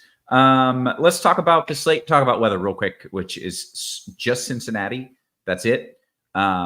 They might have to late start. The rain is going to be gone before the game starts. There's no, people are saying Tirico's the worst. That's not what I meant. I meant that as a compliment, to be clear. I think he's very likable. Anyways, the rain is going to be clear in like 10 minutes, but is that enough time for them to set up everything and warm up and do all that? I don't know. I think they probably have like a 15-minute late start. I think more interesting is that there's a chance for an in-game shower or storm to pop, but I think that chance is pretty low. And you just play whatever you're going to do. It's a 5-game slate, and the odds of anything happening in-game in Cincinnati are low. So just play. And it would mainly be bats there that people would be targeting tonight. Yeah, there is maybe a way it could go wrong, but the way is so outlandish and outrageous that it's not even worth mentioning. So just play whatever you want, and that's it. Some people saying Trico is not the worst. Good. That makes me feel better. I think he's great. That's it. That's my spiel. That's my shtick. Cheese, why don't you talk about what we're doing here? All right. So basically, we have some pretty mega chalk with a couple of pitchers, and it's not. I can't say it's mega chalk with bats because there's basically 4 teams kind of in their own top tier that I think everyone's going to gravitate towards. But 4 is enough that if you like one of them way better than the others, you can just load up on it and get over the field. And because it's 5 games, like you should play a little bit of everything if you're doing a bunch of lineups. Like if this was a 15-game slate, I would not have any Pirates, probably no Padres or Dodgers, no Kyle Freeland, all these things. But on a 5-game slate, like you can goof around in the super large field tournaments. That's totally fine. Just play for the randomness. But we do have pretty darn clear best plays. So pitching wise, those 2 kind of obvious best plays are Dylan Cease and Framber Valdez. Although some people might put Logan Webb up there, I guess. To me, Valdez is ahead of Webb. But we're actually showing similar ownership on them on DK, which I don't think I believe that. I think Cease Valdez is the chalk. Webb is kind of the obvious pivot off of Valdez, along with Nick Lodolo being kind of the obvious pivot off of Dylan Cease. Webb and Valdez are similar type pitchers, and Lodolo and Cease, I don't want to say they're similar type pitchers. Cease is just better, but Lodolo in a best case scenario game can pile up a ton of strikeouts kind of out of nowhere. So those 4 top guys, I'm super heavy on Cease and Valdez, and I'm just hoping it gets kind of spread out just because it's only 5 games. People want to do what they do and spread it out. So I will let them do that. With the cheaper stuff, Davis Daniel is not like cheap, and he's not great, but he is considerably cheaper. And he's home against the Rockies. He's my favorite after those top 4. And my next is Ross Stripling. If you want to throw just the complete nonsense dart at Kyle Freeland or Kyle Hendricks, you can do whatever you want. I don't think it's necessary. That's it. That's my pool. Okay. Easy enough. Cards, what's your pool? Are you also just like, give me the 2 good guys and let other people make the mistakes for the most part? Yeah, I think so. I think I'm a little more willing to spread out with bats. I just don't see the ceiling there yet with Kershaw to go there. I like Lodolo a good bit in GPPs. If our ownership is accurate, Lodolo would be the one guy that I'd be most overweight on compared to our projected ownership. I pretty much agree with Cheese on Logan Webb. Webb hasn't looked good in his 2 starts since the break. He didn't look good in his last start before the break, and he wasn't good in the All-Star game either. So it's a pretty lengthy stretch of him struggling, and combine that with the fact that the A's have been hitting a lot better lately. Webb is the guy that, frankly, I could just cross him off tonight, especially if the ownership is in the 40s, that I'm just not that interested in. So Cease, Valdez, and Lodolo with Daniel as the cheap guy for me. That's pretty much the pool. I think it's 5-game slate, and I'll spread out a little bit more with bats. Okay. Well, that is a good little segue. Let's talk about the bats and the stacks. What are you doing over there, Cards? Yeah, so I think the top offenses are pretty clear tonight. It's going to be Houston against Jake Woodford, Cincinnati against Kyle Hendricks, and maybe the Giants or the Angels as the kind of off-the-board offenses, because they're also facing bad pitchers. And because all the other pitchers on the slate are pretty good, I think you're going to see a whole lot of ownership on those offenses, particularly Houston and Cincinnati. So I think they're definitely the top stacks. But as Cheese alluded to earlier, you can pretty much stack any team on a 5-game slate, and it could make some sense. My favorite Obviously, if you're just basing it on my previous comments, I don't hate an A's stack against Logan Webb because of how he's been struggling of late. And then I think maybe the Angels would be next on my list. Okay, Cheese, what are you doing? Yeah, I think the Cubs are in that top tier as well, at least for one-off power. I think the Reds and Astros take up the bulk of the ownership, along with like a couple of Angels, Ward, O'Hoppe, and Adele.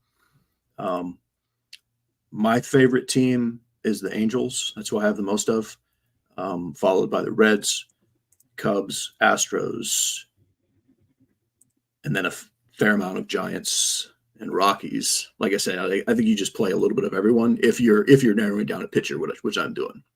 I don't think you want to just spread out everywhere. Like if you're playing Webb and Lodolo and Kershaw and Valdez and Cease, maybe you got to be a little tighter on the bats. But that's not what I'm doing. Okay, guys, that seems easy enough. Let's go around the horn position by position. How did the other show do this for an hour and a half? We have like 34 minutes. They probably didn't talk that much baseball, really. I mean, that's fair. Dean. All right, let's go with some catcher talk. Cheese, lead us off. So, unfortunately, one of my favorite plays on the slate, who would be sneaky on almost every slate, is the chalk with Logan O'Hoppe, just because the catcher is just not strong. Stevenson will get plenty of play, and the Astros guys will get plenty of play. But to me, O'Hoppe is tier of his own. And then I want to make sure I get some Shea Langelier in there. Yeah. And then the random cheap stuff is just fine in a stack. And that's also what I say about Will Smith. Like you can do whatever you want. Like if I had 150 lineups, I don't think I would have any Will Smith outside of at least a Dodgers mini stack. I just looked at the list of names and I was like, Cheese is going to say O'Hoppe and he's going to want to get in some Bangaliers. And here we are. I just felt it. Cards, you doing anything different? Cincinnati Reds delayed. Good. So, you're going to get your, that's the only game that starts at lock. So that means lock is effectively pushed back. Means you got to go even longer, Ross. Nah, I think we're okay. The start time is already announced at it's a 10-minute late start. So kind of as expected there, just the briefest of late starts. Yeah, I mean, that list is fine. O'Hoppe, I think, in terms of his power potential, makes him the upside play for the salary. I throw Patrick Bailey in the mix as well, hitting third for the Giants against Ross Stripling. I'm not really, because I think Bethancourt will be somewhat, we've actually got him as the highest owned in our projections. I think that's probably a little bit too much steam, but because he's 2,100, he will get some ownership. I'm really not super interested in going there. Outside of a Cubs stack, because I just don't love playing the 2K punt catcher when he's popular. Mm-hmm. So, Stevenson, Bailey, O'Hoppe, Yainer Diaz hitting cleanup for Houston. I think those guys are all fine tonight. Okay. First base. All right. So once again, our projections are pretty high on the Cubs. So you're going to see Patrick Wisdom up there in terms of ownership. I don't hate the Cubs, but I think this is a little aggressive. If the Cubs are coming in at anywhere near these ownerships, I don't want that much. So, and Wisdom, he's okay against lefties, but it's not like he's a can't miss guy. He usually doesn't start against right-handed pitching. Potential pinch hit risk later in the game with him. So, yeah, I'm just not loving the Cubs as we kind of go through and look at ownership and see how high they are. Relative to the other guys on a 5-game slate. And Wisdom, again, if he's anywhere near 30%, I'll pass on that. Prefer Steer from that game at first base. Lamont Wade leading off. Came back a little while ago for the Giants. Good splits against righties. I certainly think you can play him on DK at 3,700. Chris Bryant is back for the Rockies, so he'll be healthy for about 6 days. So if you want to play him in those 6 days, I do think you'll be able to get him at pretty low ownership tonight. He's sitting 5th for the Rockies. Wish he was a little bit cheaper, but it's also going to help contribute to the lower ownership. So Shawano leading off for the Angels, another guy that I'm not going to get super excited about, but he'll be popular. if the Reds guys, if our ownership on the Reds guys is anywhere close to accurate, Candelario and Steer, that's the spot I want to be most overweight on, I think. Cheese, first base. Pretty similar. Candelario is my favorite play at the position, kind of by a lot, even if there wasn't any ownership discount. Wisdom is certainly fine, and I've got some. I prefer pivoting to a little Michael Toglia in that price range on DK, or go down to Seth Brown or John Singleton, and just hope you get anything. And both of them do have, home run potential if things go right. I think those guys are fine. Yeah, I have nothing else to add. Like Ohtani is obviously, you can always play Ohtani anytime for any reason. But like at 6,600, if he hits a solo home run, that doesn't probably help you. And so you need a lot. Like you need Cease to go way off the rails. I'm never going to tell you not to play Ohtani. I have a skosh, as they say. But officially, I don't really like it. Okay, very good. That brings us to second base. Is a skosh Yiddish? Is that a Yiddish word, a skosh? Oh, it is now for sure. Yeah, I'll Google it. It's definitely French when I say it, but yeah. Yeah, let me know. I'm curious. I don't know. See which of my forefathers passed that word down to me. Yeah. Because I don't really want to talk about second base, so I'd rather learn about skosh. I guess Jonathan India is the chalk, which I do not like. I mean, he should theoretically score some runs at the top of the Reds lineup. And you can say the same thing for Jose Altuve. Should score some runs. Like both those guys are probably the best two plays, but I don't love them. And I don't love anything in the mid-tier, and I don't love any of the cheap stuff. So I'm coming to this position last, which is giving me a goofy amount of bad hitters, such as Brandon Drury, got like Wisely. I don't care who I have at all. Because they all suck? Indiana Altuve, I wouldn't say they suck. I would just say this isn't where I want to spend my money. Yeah. I've got a little Brendan Rodgers and Nico Horner in there and Zach Geloff. Like it's all just kind of meh. So I'd rather just get cheap meh. Okay. The word skosh comes from the Japanese word skoshi, which means a tiny bit or a small amount. The Japanese word was shortened by U.S. servicemen stationed in Japan after World War II. That is fantastic. I never would have guessed that. It's legit. My sister-in-law is Japanese, so I am fully authorized to use that as part of my native tongue. There you go. Yep. Yeah. There you go. I had no idea. I thought it was Yiddish. It is not. It is Japanese. Who knew? Let's see. I think we're at second base. Cards, your thoughts there? Yeah, I was looking up skosh myself, so I was gonna provide the same feedback. Yeah. So it's interesting here on the dictionary reference. It references it as borrowed from Japanese, as you mentioned, and then so originated as an informal slang in Hawaii because of the war. So I don't know. The more you know. I wouldn't have guessed that myself either. Yeah. Cool. That's how you pass 40 minutes. It has a European feel for sure, but now we know. The more you know. Yeah. All right. What are we doing at second base? Nothing really. It's as you can see, we've kind of talked in circles around it. It's not a great position. So one of those spots where we usually say like catcher is use whoever in your stacks. I'm really not abiding by that approach tonight because catcher I think is pretty strong. Relatively speaking, second base would be more of the position where if I'm stacking X team, I'll use that guy in my stack because I don't have a strong take here. Altuve leading off against Woodford, I do think is interesting. Woodford is basically a fill-in guy here for the Pirates tonight. Has never really amounted to much at the MLB level. Former Cardinal who just hasn't really ever stuck anywhere. Couldn't stick with the White Sox earlier this season. And if you can't stick with the White Sox, who Not have great. like 25 wins, I believe, that's probably not a good sign. So I don't mind spending up on Altuve tonight.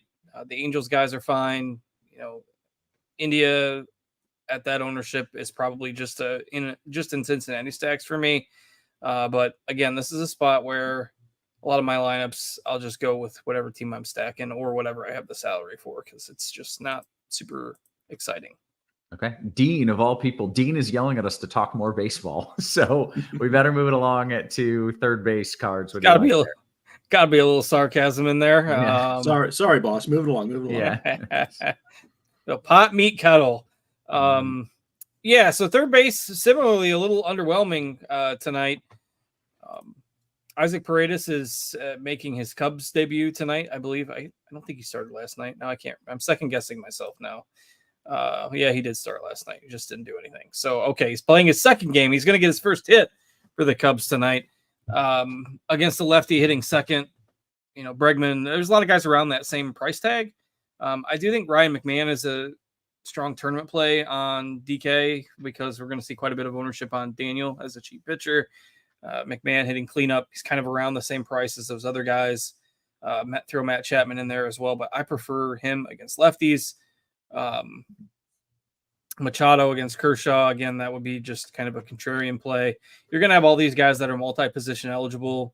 Wisdom, who I talked about at first, the Angels, Drury, Rengifo, they're also eligible at second. So no need to rehash those guys again. But in terms of my exposure versus the field, probably McMahon that I end up the most overweight on here. Okay, Cheese. The chat is talking some Paredes. I'm liking his debut. He probably homers. That dude does hit the ball quite hard. He does like to homer. It's a thing that he does, Cheese. Yeah, I love him. He's my favorite third baseman. I actually like third base pretty good. It's not deep, but Paredes, Chapman, and McMahon are the three that I really do like in any lineup. Like, I don't feel like I need to be stacking with those guys. And feel free to throw Wisdom in there too. But I do prefer the other guys. I would rather play cheap nonsense at second. And I will say, like, kind of like with the Ohtani thing, like, you can play Manny Machado. Like, Kershaw probably maxes out at 5 innings. It's not like they can't score something on him, but even if they don't, we do get at least 4 innings from the bullpen. So I don't think he's totally off the board. Yeah. Okay. Then take me to shortstop. Yeah. Take me to shortstop, Cheese. Yeah. So Ellie De La Cruz is probably the most obvious player on the whole slate. I think he'll be the chalkiest, although, the salary makes it kind of tough. You can't just jam him in everywhere, but he's got such a huge gap over the position. Like, we don't have most of the usual guys up top. Oh, yeah. I see so that. He's just like far and away the best guy. I mean, all the dots projecting far ahead of everybody. To me, he's a priority. But the mid-tier stuff is fine. Like, I think it's better than second base. Swanson, Tovar, Fitzgerald, and Neto are the ones I like. I think you can play like Pena in your Astros stacks. But basically, spend up to Cruz if you can. And if you can't, I'm just kind of mixing and matching Swanson, Tovar, Fitzgerald, and Neto. Okay. Cards, your thoughts at short? A lot different from what we normally see. So pretty much the same thoughts. I mean, Ellie would be the priority. Spend up, I think, for sure in cash games tonight. Even in tournaments, if the ownership is 22%, that's not outrageous for a 5-game slate. We don't have it. I mean, if the gap was huge in ownership between him and Tovar, I'd have a little more interest in Tovar for $2,200 cheaper, but the ownership is probably not going to be that outrageously different between them. So Ellie would be the priority. And Pena would probably be my second choice. Otherwise, you're pretty much throwing darts at the cheap guys. And for what it's worth, the Pirates lineup did come out, maybe right before Cheese started talking. So you've got the ever dangerous Connor Joe, Brian De La Cruz, Joey Bart 3-4-5 combo for the Pirates tonight. So I think they were speculating at the end of the last show if maybe the Pirates were waiting to release their lineup to see if De La Cruz was active and ready to go after they traded for him yesterday, and he is in there hitting 4th. O'Neal Cruz is all the way down to 7th in the Pirates lineup tonight against a lefty, so I would not play him in this matchup at that salary. If you're spending up, it's got to be Ellie. Yeah. Okay. Take me to the outfield. Yeah, so Yordan Alvarez is probably the no doubt spend up guy of the night. If you've got the salary to do so, you probably should. I mean, you can save at second and third for sure. Save at catcher if you want to. So if I'm spending up, it's Alvarez. A lot of the other high-end outfielders, you got lefty for Bellinger, Brian Reynolds against the lefty. That's his weaker side. Brent Rooker's facing Logan Webb. And again, I don't mind the A's as a contrarian stack, but Rooker's really expensive, and Webb tends to keep the ball on the ground. Not a great matchup for him. Otani against Cease. So most of the other high-end outfielders tonight have really tough matchups, which leads to Yordan kind of being the clear and obvious first outfielder. Or if you have any semblance of money to spend on one guy, he's probably the one. From there, you're probably looking in the mid-range guys like, say, a Suzuki, Taylor Ward, Ian Happ. Again, I think the Cubs are maybe getting steamed up a little bit too much in terms of my interest level versus the field. I would rather go with, say, a Friedel or a Fraley on the Cincinnati side of that game if our ownership projections are accurate. And then, you can kind of go punting if you want. I was looking at that. So, yeah, Michael A. Taylor is still hitting 9th for Pittsburgh. He's had a good series. Don't love him in the 9 spot, but he's basically min salary on DK. Fraley, who I just mentioned, is 3,500. You got guys like Chas McCormick and Will Benson, but they're hitting 9th. So don't love that spot. And the aforementioned Brian Delacruz at 3,600 hitting cleanup, I think is interesting on DK, assuming that he gets points. I got to double check that now that he's in there. Sometimes the first day with their new team, DraftKings, doesn't have it switched over properly. So I'll check that, but I'll let you go to Cheese. Cheese, your thoughts in the outfield? Pretty similar. It's not quite as drastic a gap as shortstop, but like Alvarez is just a very obvious play. Like if you're doing a cash game or a tournament where you don't care about ownership, I would just lock Alvarez and Ellie and just move on with your day. Do what you have to do.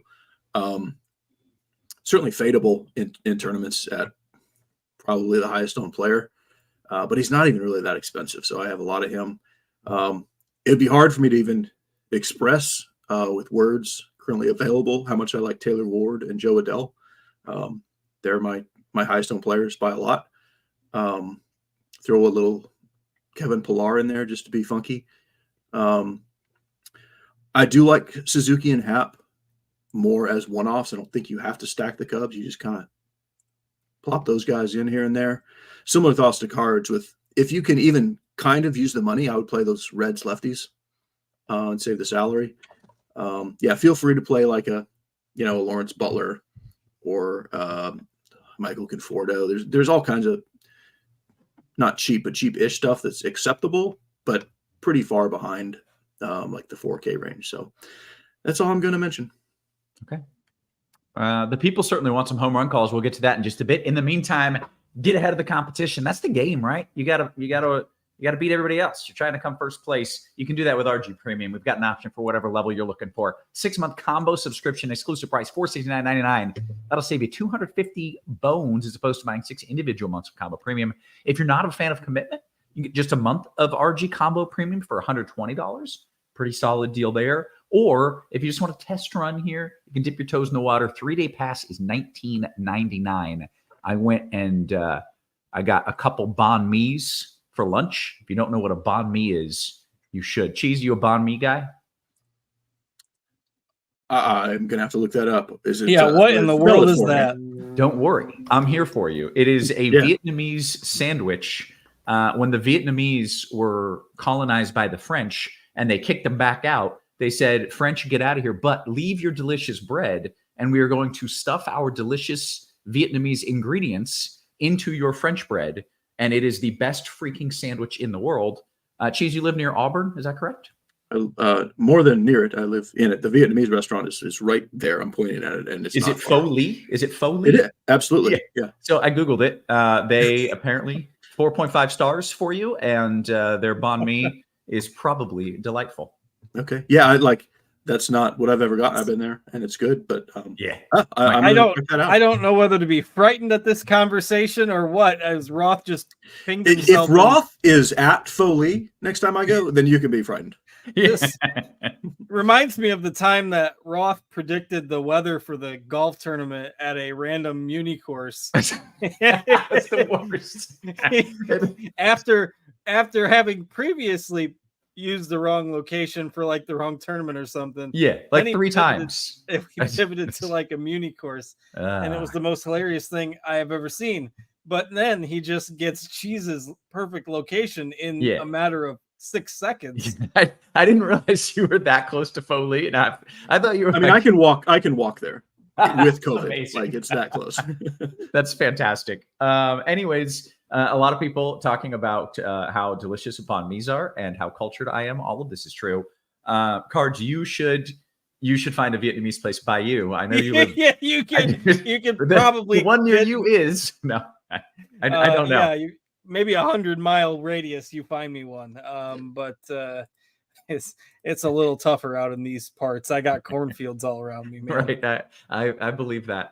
Anyways, you give the banh mi a shot if and when you run. Did you have one of these sandwiches for lunch, or what precipitated this? Yeah, I'm sorry. Did I totally ruin my read? You can get 3 days of Archie Combo Premium for $19.99. I got 2 banh mi sandwiches for lunch, and that was more expensive than $19.99. Although I do not regret it. I'll tell you that. I do not regret it. But you can. You may have said that. I just didn't. I wasn't listening until the. I don't know. I distracted myself. Yeah, that's me. That's what I do. Where are we at? Home run calls, I think. You want to give me a few of those? Either of you, feel free. I'm just going to do the thing so Cards can't take them. Taylor Ward, Joe Adell, Logan O'Hoppe. Nice. Cards, were you going to steal those? He's trioing the Angels. I'm going to go for some fun. We're going to go for some of these newly traded guys tonight. So I'm going to go with Isaac Paredes for the Cubs. I'm going to go with Brian Dela Cruz for the Pirates, hitting cleanup tonight. And I don't think I have a fun other guy that's just gotten traded. But let's go with Michael Conforto as a third option. Okay. Just catching up on the chat here. It's true. It's pronounced pho, not faux. That is true. But just not in Alabama. Not in Auburn, Alabama. That is Foley in Auburn. Good stuff, guys. We have about 11 minutes until lock. Let's get some questions. They can be about food or baseball or Olympics if you want. We'll throw in some Olympics just to pass the time here. Jumping in the RG Discord, seeing if we got any questions there. And we do have quite a few here. Let's start here. Cheese, DK, GVP, any interest in Bogarts and or Machado? Essentially, no. I mean, I have in 30 lineups, I have 1 Padre stack. I would be fine to have like 2 Machados in 30 lineups, but essentially that makes it a no. Okay. And I like to dip my banh mi in a little bit of fish sauce, by the way. It's not traditional. That part sounds disgusting. Okay. Yeah, stop while you're ahead. Okay. Fish sauce doesn't taste like fish, right? It's not. I don't know that. Okay. That's a high bar to overcome, just the statement. To be clear, yeah, fish sauce is delicious and it doesn't taste like fish. So just to clear that up. What else do we have here? DK Cash Cards, you want O'Hoppe or Yandy at catcher? Yiner. It's probably Yiner, yeah.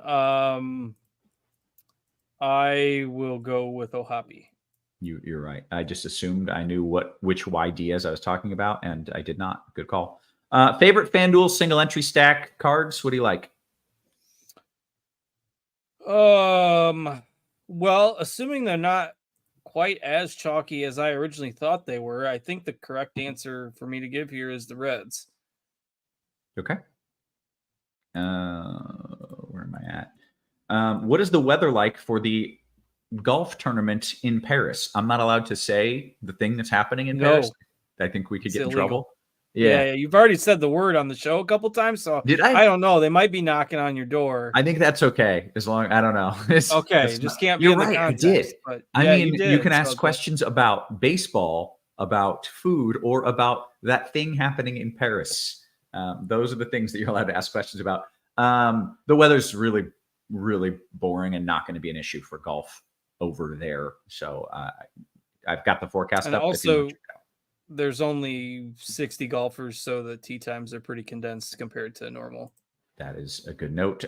Somebody said, hey, so no rain in Cincinnati? Yeah, the rain's already cleared. They have a brief late start just as they're getting warmed up and all that, but the game should be absolutely fine.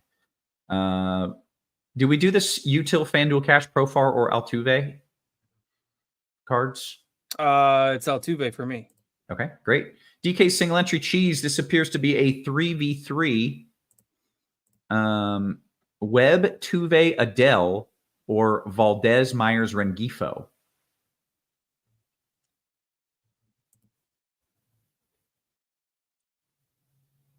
Honestly, not in love with either one. I would answer Valdez, Myers, Rengifo out of that, but really I would answer go cheaper than Rengifo and up from Myers. But that would be my answer out of those two. Okay.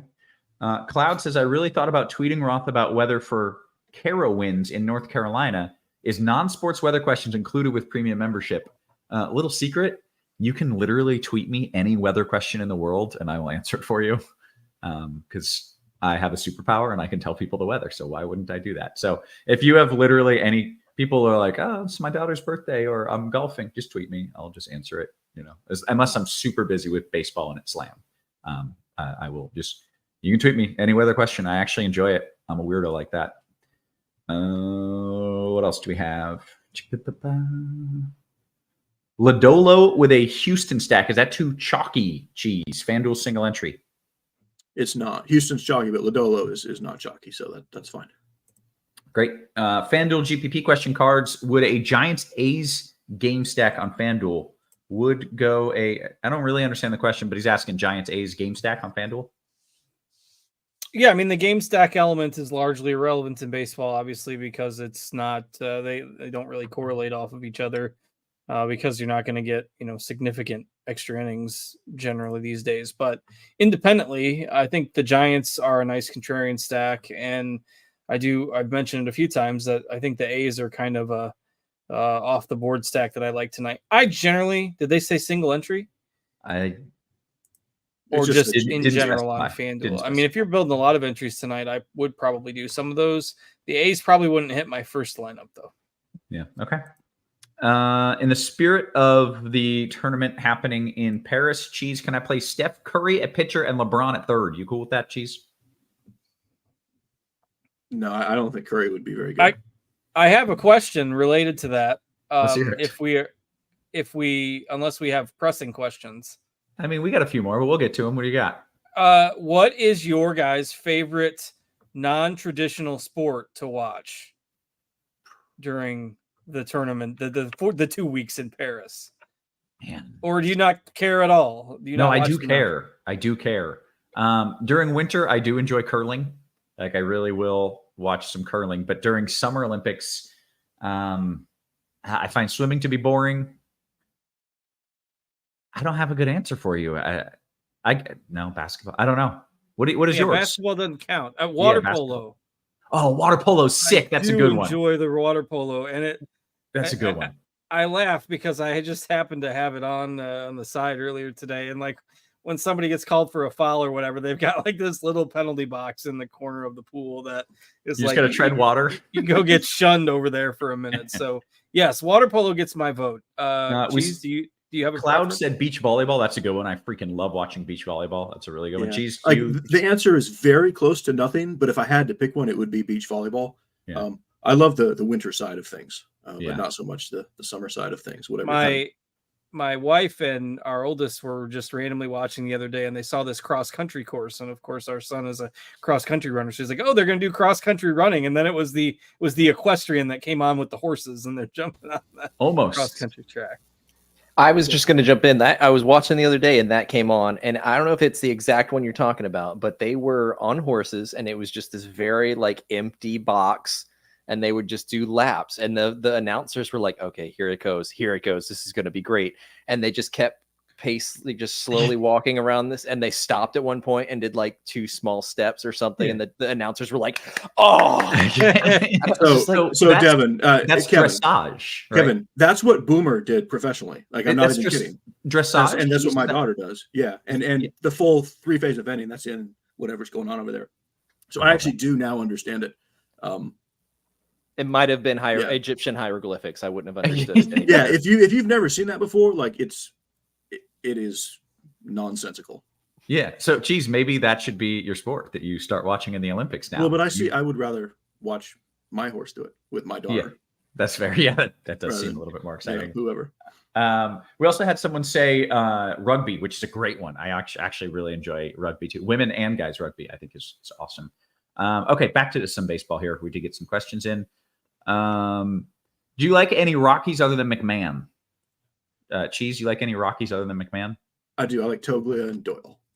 Okay. And I do have some stacks, but most of it is mini stacks with those three. Yep. DK Cash question cards, 2v2 Ohapi Singleton or Stevenson and Chenuel. It's probably French.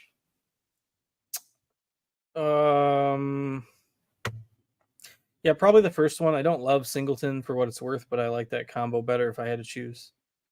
Okay. What else do we got? Some folks talking about dressage and horseback. I approve of this. Here we go. Cheese, could you elaborate, please, on something you said yesterday about the idea of walks and home runs equaling a higher pitcher variability? Yeah. I mean, essentially, a solo home run does not hurt anybody. Or two or three-run homers kill you. And a bunch of walks make it much more likely that a single blows up an inning. If you're not walking anybody, you can give up singles all day. Give up no runs. If you're walking everybody, you got guys on base. A single breaks your inning, and the walks build up your pitch count. So there's a lot of reasons. Yeah. Two more sports to add to the mix here. Derek says ping pong. That's a good one. I will add badminton. Badminton's kind of fascinating.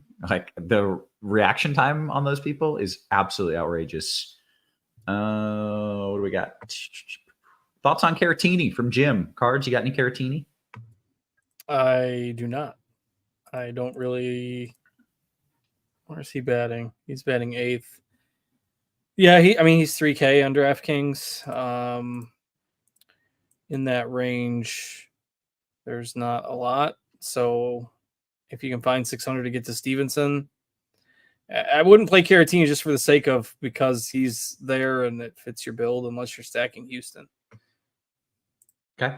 I got an interesting question from Cleveland Picker and Cards. I'll give this to you. When picking players, what specific metrics do you use to determine the factors or your lineup? WOBA, WRC plus, et cetera, et cetera. Some people just look at ownership and projection. Like I think all that Blender looks at is ownership and projection, and that's it. But I assume. Yeah, well, I mean, in theory, the projection bakes in the metrics, right? So right. if you trust your projections, whether you're using ours or your own or whatever you're using for projection source, if you trust the projection, in theory, it bakes that stuff in. I do look at splits, lefty righty splits, maybe a little bit more, not looking at BVP, but general lefty righty splits, especially longer term splits for both hitter and pitcher, I think would be the big metric that I try to look at on my own. Okay, nice. Steer Wisdom, Cheese, or India Ohapi? Steer Wisdom or India Ohapi? Steer Wisdom. Cheese, right back to you here. Butler or Toglia? Very close. I would do Toglia. Cards, Neto or Fitzgerald? This is a FanDuel single entry question. In a tournament, I probably wouldn't play Neto tonight. I'd go with Fitzgerald. Okay. And then Cards, right back to you here. DKGPP, lock in CIN Valdez and get different with bats from Houston, Cincy, and LA, or get weird with Freeland and get some higher priced bats. Which do you prefer, Cards? I would do the first one. Yeah. Mm-hmm. Very good. Let's see what else we got.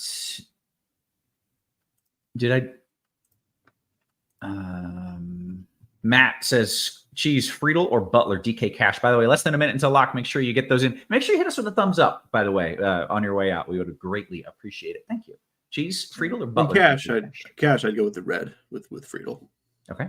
Another DK Cash question for you from Chris. Cheese, Hoppy, Michael Taylor, I think it's Michael Taylor, or Betancourt Hap, DK Cash.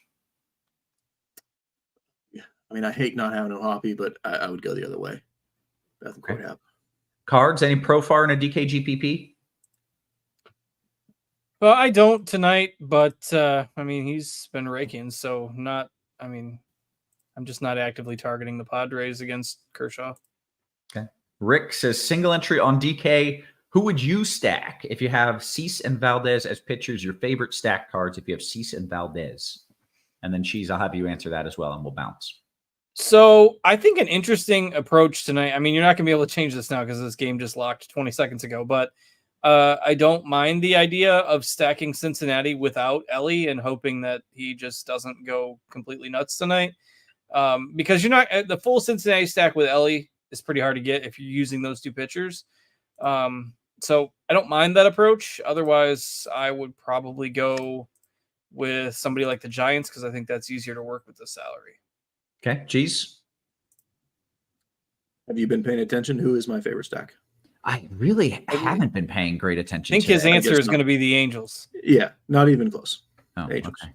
Yeah, those were my 3 home run calls were the Angels. Maybe you didn't know that was the same team. Yeah, that's probably true as well. Hey, with that, we're going to bounce on out of here. So 4 Cheese, 4 cards for our wonderful production crew. Always working hard behind the scenes. Guys, we appreciate you. We love you. We will catch you tomorrow. You have been crushed.